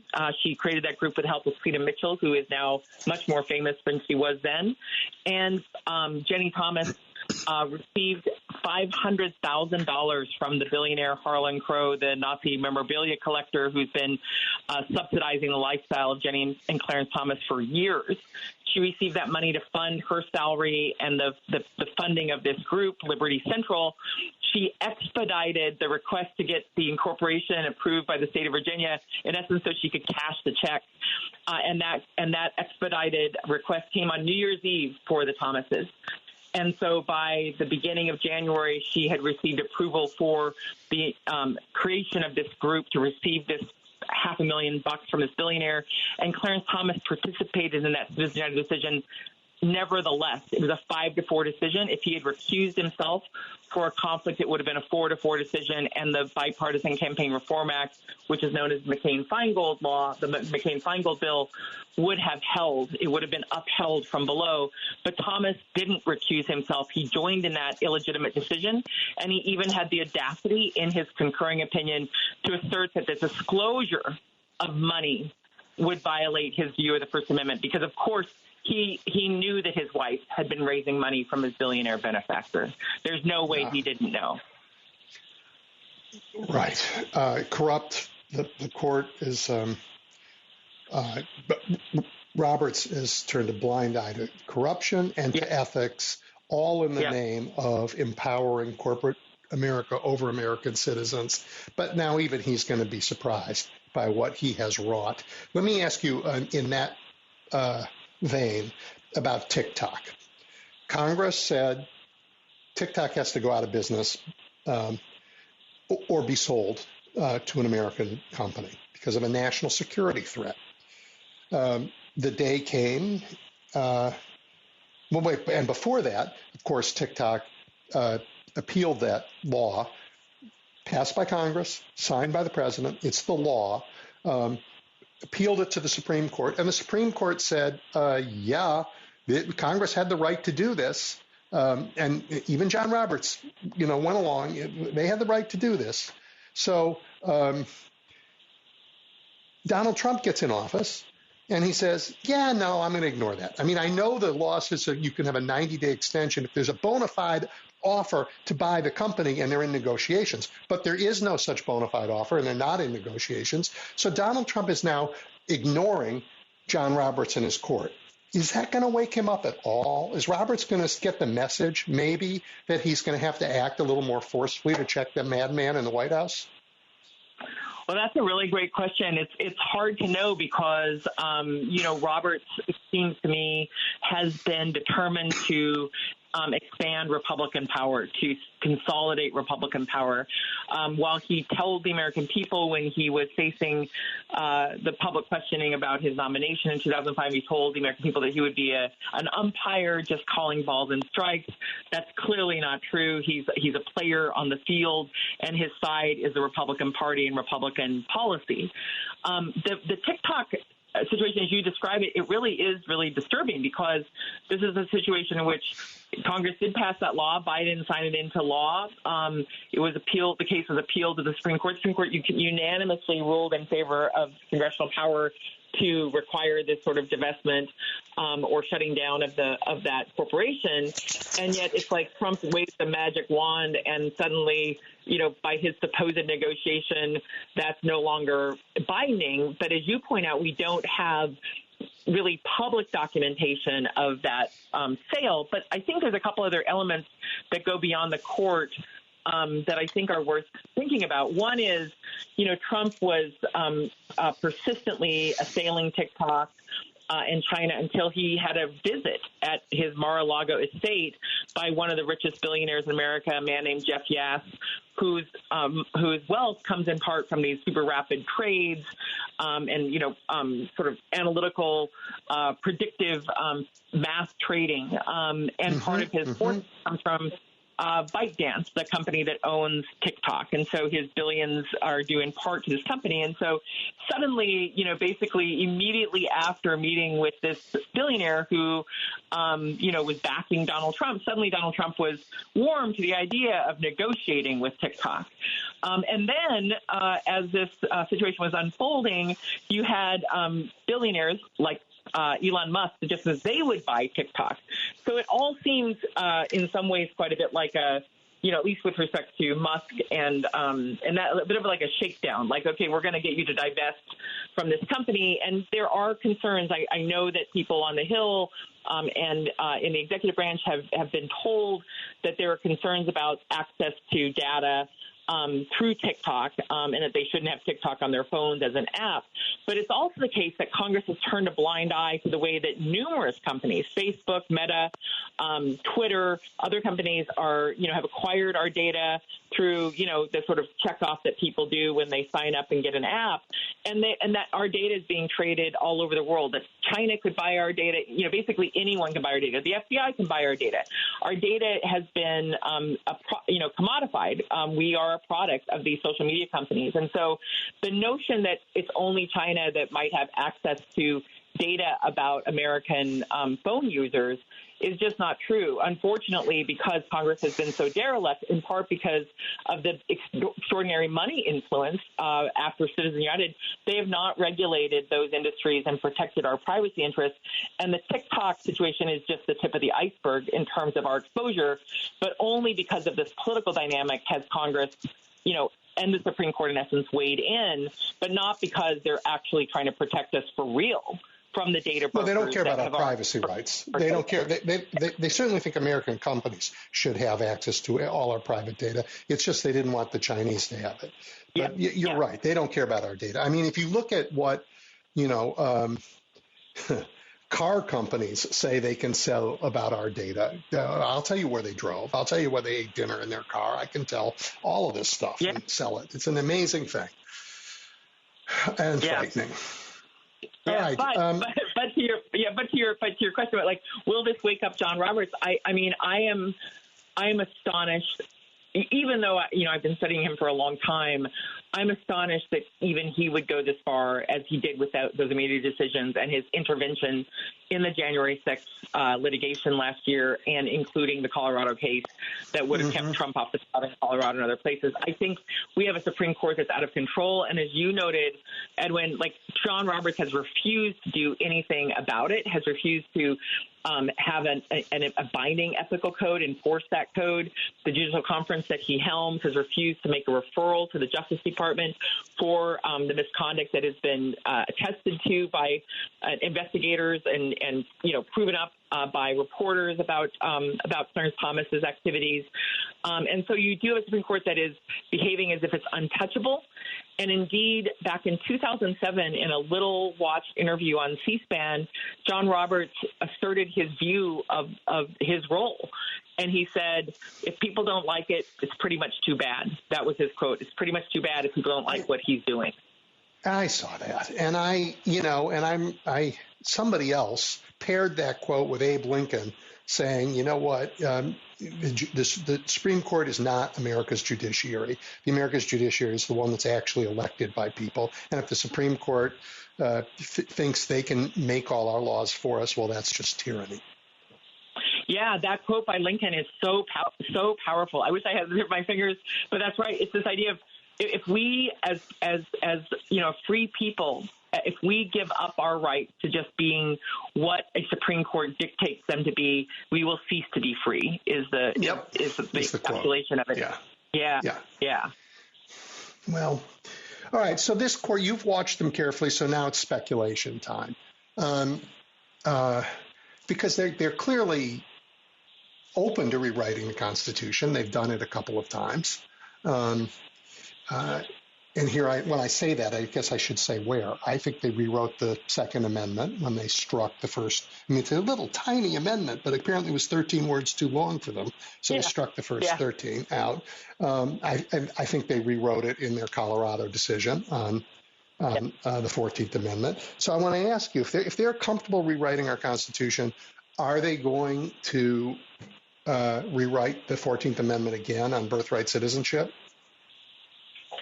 Well, that is my fear. I have colleagues who believe that they won't, that that's a bridge too far.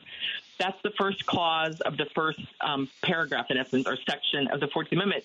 But they already rewrote the third section of the 14th Amendment, that's the right. one that as you point out, the Colorado case that says that a person who engages in insurrection is barred from office, and the only way to remove that bar is for a supermajority of Congress to remove that bar. John Roberts turned that on its head in that unsigned opinion in the Colorado case, in which they asserted that bar could not be effectuated without congressional legislation, which is the opposite of what it says. The opposite of what it says. And so I don't have any confidence. Yeah, I don't have any confidence, really, quite frankly, that the court will do the right thing and stand in accord with decades of precedent that support the plain language of the 14th Amendment. Just as you point out in the Heller case, the Supreme Court just basically read out of the Constitution the first 13 words in the Second Amendment, and they in essence did that also in the First Amendment in terms of this idea that money is speech. Under the First Amendment, and that Congress can't regulate the spending of money, but Congress can regulate the time, place, and manner of where you protest. If it's human speech, there's a whole set of laws around how people and where people can protest and what they can do. But when it comes to money and corporate money and money of these billionaires, the Supreme Court has engrafted that notion onto the First Amendment, when in fact, as you know, and I know many of your listeners know, at the time of the founding of our country, there were very few corporations in the world, and the ones that were around, some of the tea companies, for example, British East India Company, yeah. And at that time, corporations didn't have lifetime after lifetime lived, like unlimited life. They had charters that were limited in time. So it's really counterfactual, counter-constitutional, counter-historical to imbue these corporations with so many rights. And now we've seen in recent years under the Roberts Court, like with the Hobby Lobby case, that corporations are allowed to assert a religious right.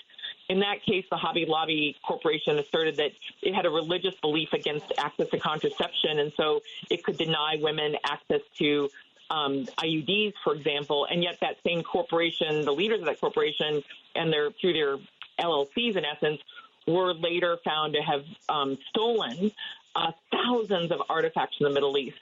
In order to, kind of build their repository here, artifacts that were taken, without the proper paperwork, and so in essence stolen.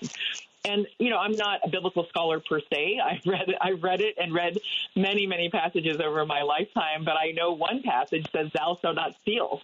But it doesn't say anything about, contraception per se.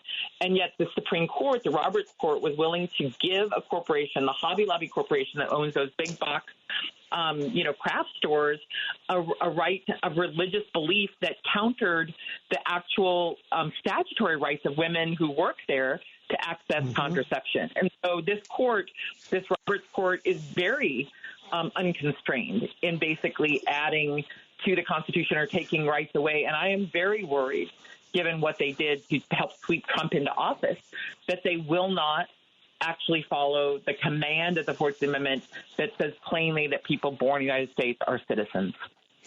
Do you know, are there cases heading there that would allow them to overturn Obergefell to do to gay marriage what they did to abortion? There are some efforts underway at the lower court level. That is a major objective of Clarence Thomas. And presumably Brett Kavanaugh, as he was replacing Justice Kennedy, who was the swing vote on that issue. It was clear in the Dobbs decision that overturned Roe, in that concurrence that Clarence Thomas wrote, that the next items on their list to reverse were right to marriage equality and Obergefell. So there's not a case this term on that would reach that result, at least not yet. But it's on their wish list, and it certainly is part of the agenda of Leonard Leo and the dark money apparatus that he has created through Marble Freedom Trust and the other groups that he funds with that money. They and along with sort of the core groups that Leonard Leo has supported, have been targeting those decisions, Obergefell and Roe, as top issues. And so I am concerned similarly that the right to marriage equality is at risk from this Roberts Court. And, when I think about human freedom and the notion of human freedom, the idea of an adult being able to marry the person they love, for two people who love each other, two adults to get married regardless of whether they're gay or straight, like to be denied that right seems to be such an intrusive, fundamental denial of the most basic human freedom of love, it's shocking. It's shocking that they would take that on, but I think that they definitely have it in their sights. How far back do they want to go, Lisa? I mean, is this to roll back before the 1960s, or do they want to roll back before the 1930s? I mean, is this the Lochner era stuff all over again? Yeah, that's a great question. I mean, it's clear that Leonard Leo wants to take our legal precedent back to before the New Deal, back to those dark robber baron days where the court was basically asserting economic power, economic contract rights to strike down legislation against child labor, legislation that set hour limits for, how long you've had to work and other safety measures. He gave a speech to a group called the Council on National Policy, which was created by a bunch of televangelists to, direct national policy. He gave a speech in 2019 that was covered in the Washington Post later that year, in which he basically said to a room of donors, no one in that room was alive to see the type of revolution that's about to take place in the law. He described that, quote, revolution in essence, or this resurrection of what he said was the so-called structural constitution. That's the word he used, the structural constitution, in which the notion of supposed separation of powers would allow the court to strike down decades of legal precedents in ways that no one alive right now had witnessed with their own eyes. So his ambitions are really to roll back the clock by a century. And take us back to a period in which the court was not enforcing our rights, was not protecting people's freedom to have equal protection of the law, protection against racial segregation, protection against, gender discrimination, protection in the workplace, and more.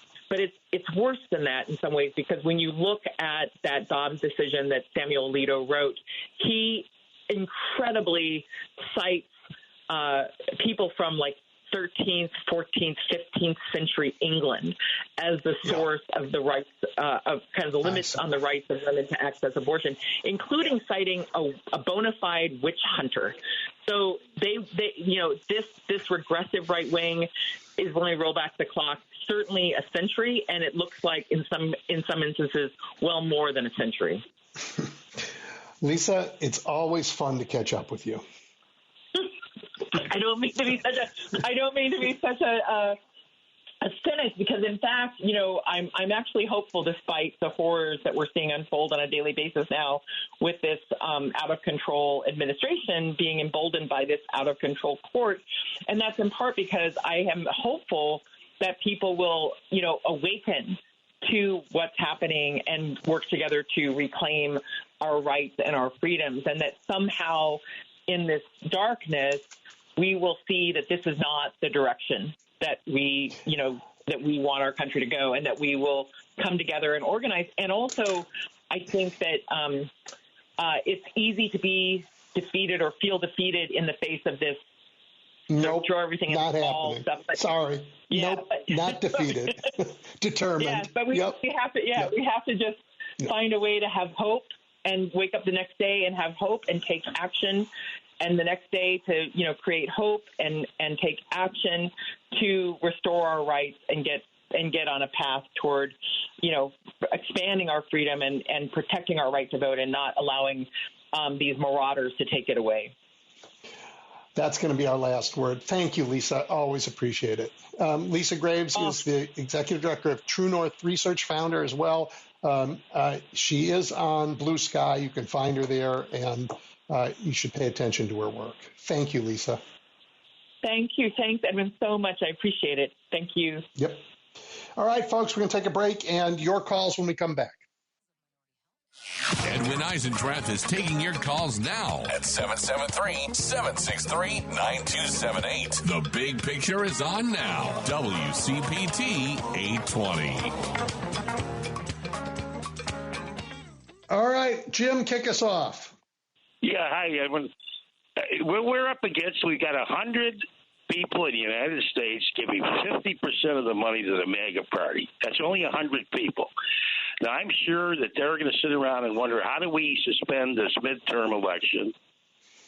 Because I suspect that because they already they completed the coup d'etat. Let's face it, the coup was on January 6th of 20, when Trump sent his maniacs to the thing. So they completed that much. But my point is that if they don't suspend it, Trump will be 81. It'll take him all day to do his hair, or it'll take him all morning to do his hair by that time. Maybe instead of 45 minutes, it'll be an hour and a half. So I think we could have him cornered by that time. And the other thing that bothers me is when people talk about left and right, Edwin, those are terms from the French Revolution. That is 1790.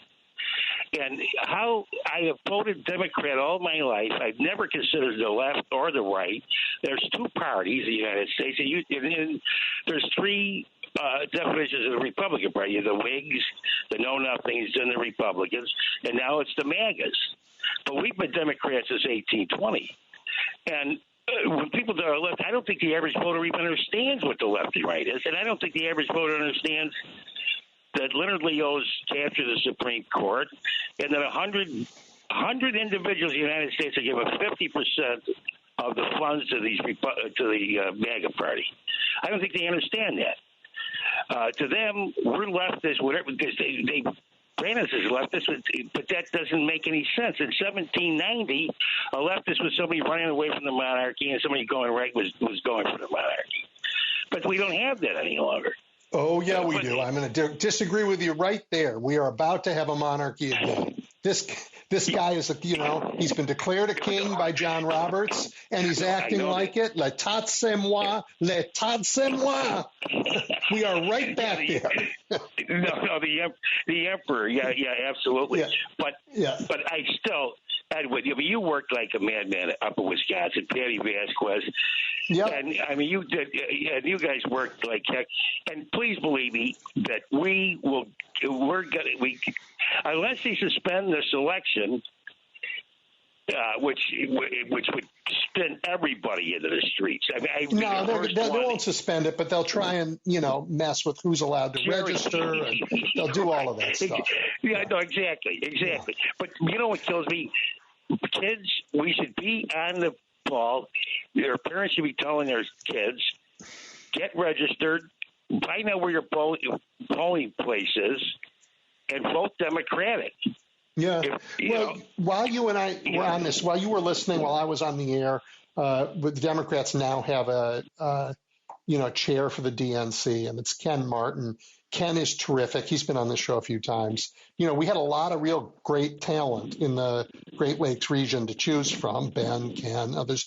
But, I mean, he's got, he knows how to win elections. He's focused on how does government make a difference for, people in their everyday lives. And people in their everyday lives are going to see the disaster. I mean, we're on 2 plane crashes, and he's only, there was another one. We've had 2 plane crashes while this guy's been in office. Yeah, he's got me in a straitjacket. But anyway, I want to get it off. I want to take it off. But I think Ken Martin's a marvelous choice. He's from Minnesota, isn't he? From Minnesota? Yep. And he's a brilliant guy from what I've heard about him. But very down these younger voters, we got to let her fire on these younger voters. Why we went down 8% is anybody's guess. And just to make them aware of American history, this is not American history. This is, as you said, a king, and we don't want a king. We beat the king in a first Civil War. And the last king was mad too, right? Both of them are crazy. Yeah, he was crazy.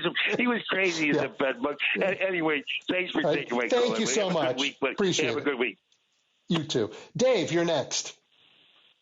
Hey, Edwin. Happy New Year. First time I talked to you. Thank you.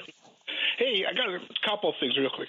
Hey, doesn't this seem what we're going through now, like 1984, the book 1984?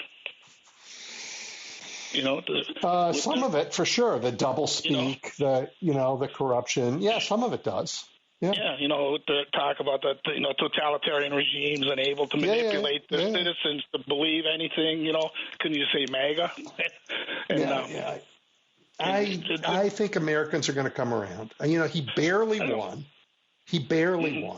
And, there were a lot of headwinds against the Democrats and against Kamala Harris, including she didn't benefit from a primary or anything else. So Trump barely won. And, Americans aren't all insane and crazy. They're not all motivated by hate and bigotry. And by the way, they don't like the planes falling out of the sky, and they don't like it when they're told they can't go to clinical trials and get the drugs they need. And they don't like it when Social Security gets delayed and not delivered to them. Americans are going to see this coup, really, by Elon Musk that Donald Trump as president is not protecting us from, but rather abetting. They're going to, and it is okay to be angry. Wow. It is okay. I was up reading about also on Wednesday when Trump was his comments on the disabled workers and may have played a role, that crap. And the head of the PVA, the Paralyzed Veterans Association, said that the president's statements are shameful, and they were talking about how it's the remarks are irresponsible and premature, and now he shamed, and minimized the disrespect to these people on their service and contribution to America's greatness. And remember back in the first term, this is the same guy who didn't want no amputees or blind vets or disfigured veterans in a parade or even on the side of the road. Of course he said it's not a good look for me. Remember, it's not a good look for me. I got it. Well, the man is. You used kinder words. You used less charged words. The ones I'm going to use are monstrous, disgusting, outrageous horror show. Let's call it what it is. Hey, thank you. I'm gonna keep going because a lot of people are calling in. Thanks, Edward. I just tried to get that one out there. Appreciate it. All right, be well. Take care. Brian, you're next. Good afternoon, Edwin. Fine show as always, and important. Thank you. And I just heard the report that Ken Martin, you kind of mentioned him a little bit, Ken Martin elected DNC chair. Yep. Is he a progressive, considered a progressive? Yes. Do you see it as a positive? He is. He worked. He took over Minnesota when Minnesota was their party was in debt and troubled. He, remember it had Jesse Ventura as their governor. Yes. He organized the state. He had worked for Paul Wellstone as a younger man.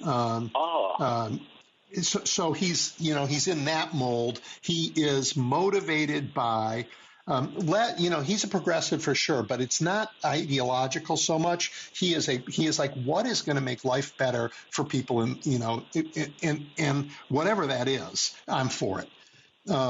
And he is a very capable organizer. He's a good fundraiser. He brings people together. He's been on the show.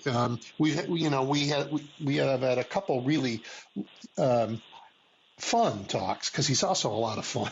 He's going to do a great job. He is. And there's a great team. There are a lot of really good state chairs. So I'm confident. And the fellow who was in the running and people were talking about Ben Wickler is also fabulous. And Ben will continue to do great work. So we have a strong team. Well, the fact that he worked for the late, great Senator Wellstone is a very positive thing in my book. And thank you. And Edwin, RFK Jr. was asked a question about Medicaid, and he didn't seem to know what it was. So I talked about this earlier in the show. This is a really important point. Look, he's not ready for the job of HHS secretary, not even close. But the contempt not to get prepared to go before Congress for these hearings, the idea that he could go before the country and be ignorant about the difference between Medicare and Medicaid, two huge programs he would have to, and not even bother to do the work, to do just a minimally to learn what he had to learn in order not to sound like an idiot in these hearings, is the entitlement that goes with that says, I don't have to know anything. The boss has got my back. I, am the son of the sainted Robert Kennedy that like 11 young Americans know. And so I'm going to get this job because it doesn't matter. And I don't even have to do the work to be decent at the hearing. In fact, all the better that I don't know anything, because it's disgusting. It's just disgusting. And I hope that both he and Tulsi Gabbard are voted no. Yeah, well, keep Kash Patel on that list too. Yeah, him too. Yes. Yeah. Well, thank you so much, Edwin. You bet, man. Really appreciate it. All right, I'm going to take a deep breath because up next is we really shouldn't have two parties. Nancy. Hi, Edwin. I'm angry. Hi, Nancy. Yeah, good. No, not good, because I'm not angry at I'll tell you where my anger is aimed at, the Democratic Party. Because as usual, they go and screw up, and then they turn around and blame the voters and ask for money. That's all they do. And I'm fed up with this whole business of we've got to fight harder. You know why we have to fight harder? Because the Democrats continually screw up, and then they put us more and deeper in a hole, and then turn around and say, we've got to fight harder. They're the ones causing all this. They're the ones who are responsible for that felon sitting in our White House for a second time when he should have never been in there in the first place the first time. So, don't get me started. I am tired of everybody turning around and saying, they didn't come out and vote. How about you give us something to vote about? All this showed, this last election, all it showed was that Kamala Harris did everything right. We shouldn't have 24/7, 365-day-a-year campaigns. It should be a 3-month or a 4-month campaign, and that's it. People get tired of all this BS. And the Democrats we have a two-party system that is completely broken, and nobody's out there fighting for us. Well, okay, you and I don't completely agree on that. And just in terms of campaigns, I would love shorter campaigns. But when you have a broadcast network like, when you have a broadcast network like Fox, in the last 50 years, I've been voting. I know, but you have Fox, which was created by Roger Ailes out of the Nixon White House. So they engage in a 24-hour a day, 7 days a week, 365 days a year. What did Democrats do to fight it? Well, they tried in a number of ways, but they tried. This radio station. We don't have a channel that's totally devoted to progressives. No, we don't. We don't. And by the way, I agree with you that one of the lessons that we should take, but it goes against that campaigns should be shorter, is that we should pay more attention to the media ecosystem, and we should be. I mean, corporate-owned media. It is not a mainstream media. It is corporate-owned, and that's because the politicians allowed it to be too. Well, and some of that is. I got it. I don't disagree with that. I think of entertainment being separated from news, we got real news. Now we don't. We only get what they want us to hear. And besides, the Democrats always say, well, we got to do like FCR. We got to do like, that would be great, except for the fact that, you know what's changed? Social media. And this country this government is not one to be proactive. They're reactive. They should have handled social media and the internet right from the get-go, but they didn't. And it is much harder now to get anybody's ear because all anybody's listening to is people who they agree with. By the way, Nancy, while we were on the air, the government came out and said, you're going to find this interesting or disgusting, the National Transportation Safety Board, so the guys who are looking at the crash in Washington and Philadelphia, they have declared that from now on, any updates they have will only be posted on X, on Musk's platform. They won't tell anybody else. Well, you have to go to Musk's platform to see it. So it's all corrupt. Yeah. It's all corrupt and crooked. What do you want me to say about that? I'm going to go back to they haven't been fighting for us for the last 60 years. Why would they start now? That's why we're sitting where we're at. Because they didn't give us the answer to Kennedy's assassination. They didn't prosecute Tricky Dick. And from then on, it's been a domino effect, downhill. I hear you. But after all, it was a Republican president who pardoned Nixon. We should have had Jimmy Carter in there for 2 terms, but no, because of the Democrats. But you can't blame. I hear you loud and clear. I don't think it's always okay to blame the guy who's trying hard just because they lose. But I hear you. Well, anyway, thank you as always. Turn around, then they don't do the job, and then they turn around and blame us. I'm not blaming any of the voters. What about What about voter suppression? Nobody ever says that. How many people didn't get to vote this past election? We talk about it a lot. But Nancy, I got a lot of callers today, so I'm going to keep moving. But thank you as always. I appreciate it. I appreciate it. Yep. We're going to go to Max next. Hey, how's it going? So anyways, I was going to say, I was working, I've been actually calling up your radio station for a very long time when it used to be Air America. Yeah. And I remember one time when I was coming home from Savannah, because I worked down there on a sailboat, and my wife wanted me to get home on, and I was like working day and night, and, so I decided to leave like at 9, 10 o'clock at night, and I was going down the 17th. It goes into Charleston, and I was driving down the 17th, and I got off somewhere because I needed some gas, and there was a sign there that said, hunger is not a stranger to this town, a big sign. And I was like, wow. It was like I was in the Twilight Zone. That's the way I felt, you know what I mean? So anyways, I got gas. I got back on the road, and, I ended up getting home, and, I'm working at this other place right now, and I was talking to some of the people because I go around and I talk my politics to everyone, and ask them how they're doing and stuff. And this one guy tells me that he only eats once a day. Okay, he's in medical debt, and he's got 2 kids. His wife is fed up with him, and she divorced him. So he lives somewhere in some apartment, and on Saturday he brings his kids to work, because I guess he has them for the weekend, and it's sort of like, I hear a lot of stuff. I mean, I don't really care for Trump. I don't care for Biden. I actually voted for Cornel West, and I supported, I was supporting Marianne for president, but she wasn't winning that. And then she was running for the DNC, and I didn't ever hear her name mentioned, So, she asked for, money, and I got an email from her and stuff and listened to what she had to say.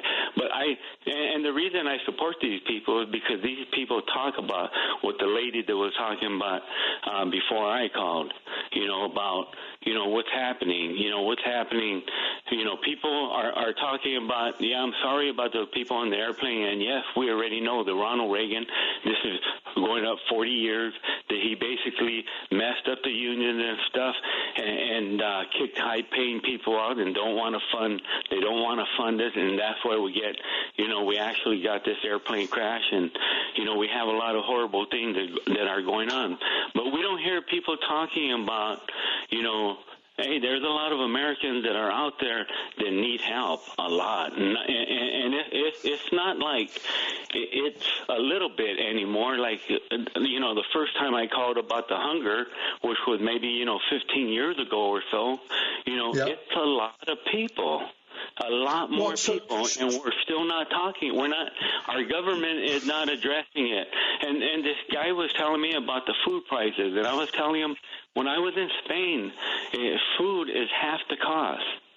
Why is it half? It's half the cost because of these corporate markets that we have to shop at that basically sell you food that's no good, but that's only food that people could afford. No, there's a clear monopoly play in the food sector, and those monopolies are driving up prices, no question. But when Democrats in the last administration tried to take that on, it was uphill all the way, and they didn't get help from the Supreme Court, and they didn't get help from Republicans in Congress. They made a little bit of progress, a little bit. But whatever, and my governor today is out there, and he's saying what you're saying. He's saying, Donald Trump promised he was going to lower grocery prices and make us safer, and he's done none of it. I know it's only been 2 weeks in office, but the prices are going up, not down. You would think that's something he's talking about and trying to do something about. It's not. Instead, he's busy blaming DEI and people of color and whatever he can. So there are people talking about it. It's just hard to be heard over the Trump show. Anyway, Max, I'm going to keep going because I got a lot of callers, but thank you for always, every week. Appreciate it. Eduardo in Tampa. Yeah, Edwin, just wanted to bring up, so over there in the Middle East, we're not only freeing prisoners, Venezuela. I saw Mr. Grinnell over there with 6 of them, I think, from Venezuela. And now Mr. Maduro is going to accept, which he previously did not, he will be accepting exports, illegals from the U.S. to his country. So I think he's just getting nice. I was telling you, Screen, he's getting in nice so he doesn't get run over in a possible, which is not out of the possibility of a nicest way of getting rid of Maduro scheme. Okay, well, so Maduro is there illegally, right? Maduro was not elected. He lost, and he took power in a coup. So yeah, that's right. But the people the people who are being expelled from the United States are not illegal. They were here. They were granted sanctuary here because it was not safe for them in Venezuela. And Donald Trump revoked that sanctuary and is sending them home. But they were not here illegally, the Venezuelans. They were here legally. Mm-hmm. Now he said that legal right is over and they're being sent back. And we'll see what happens to them. I hope they are okay. I do. All the best, yeah. All right. Okay, Well, thank you. Thank you very much for your time. Appreciate it. Yep. Marty, you're next. Oh, hey, Edwin. Hi, Edwin. Thanks for taking my call.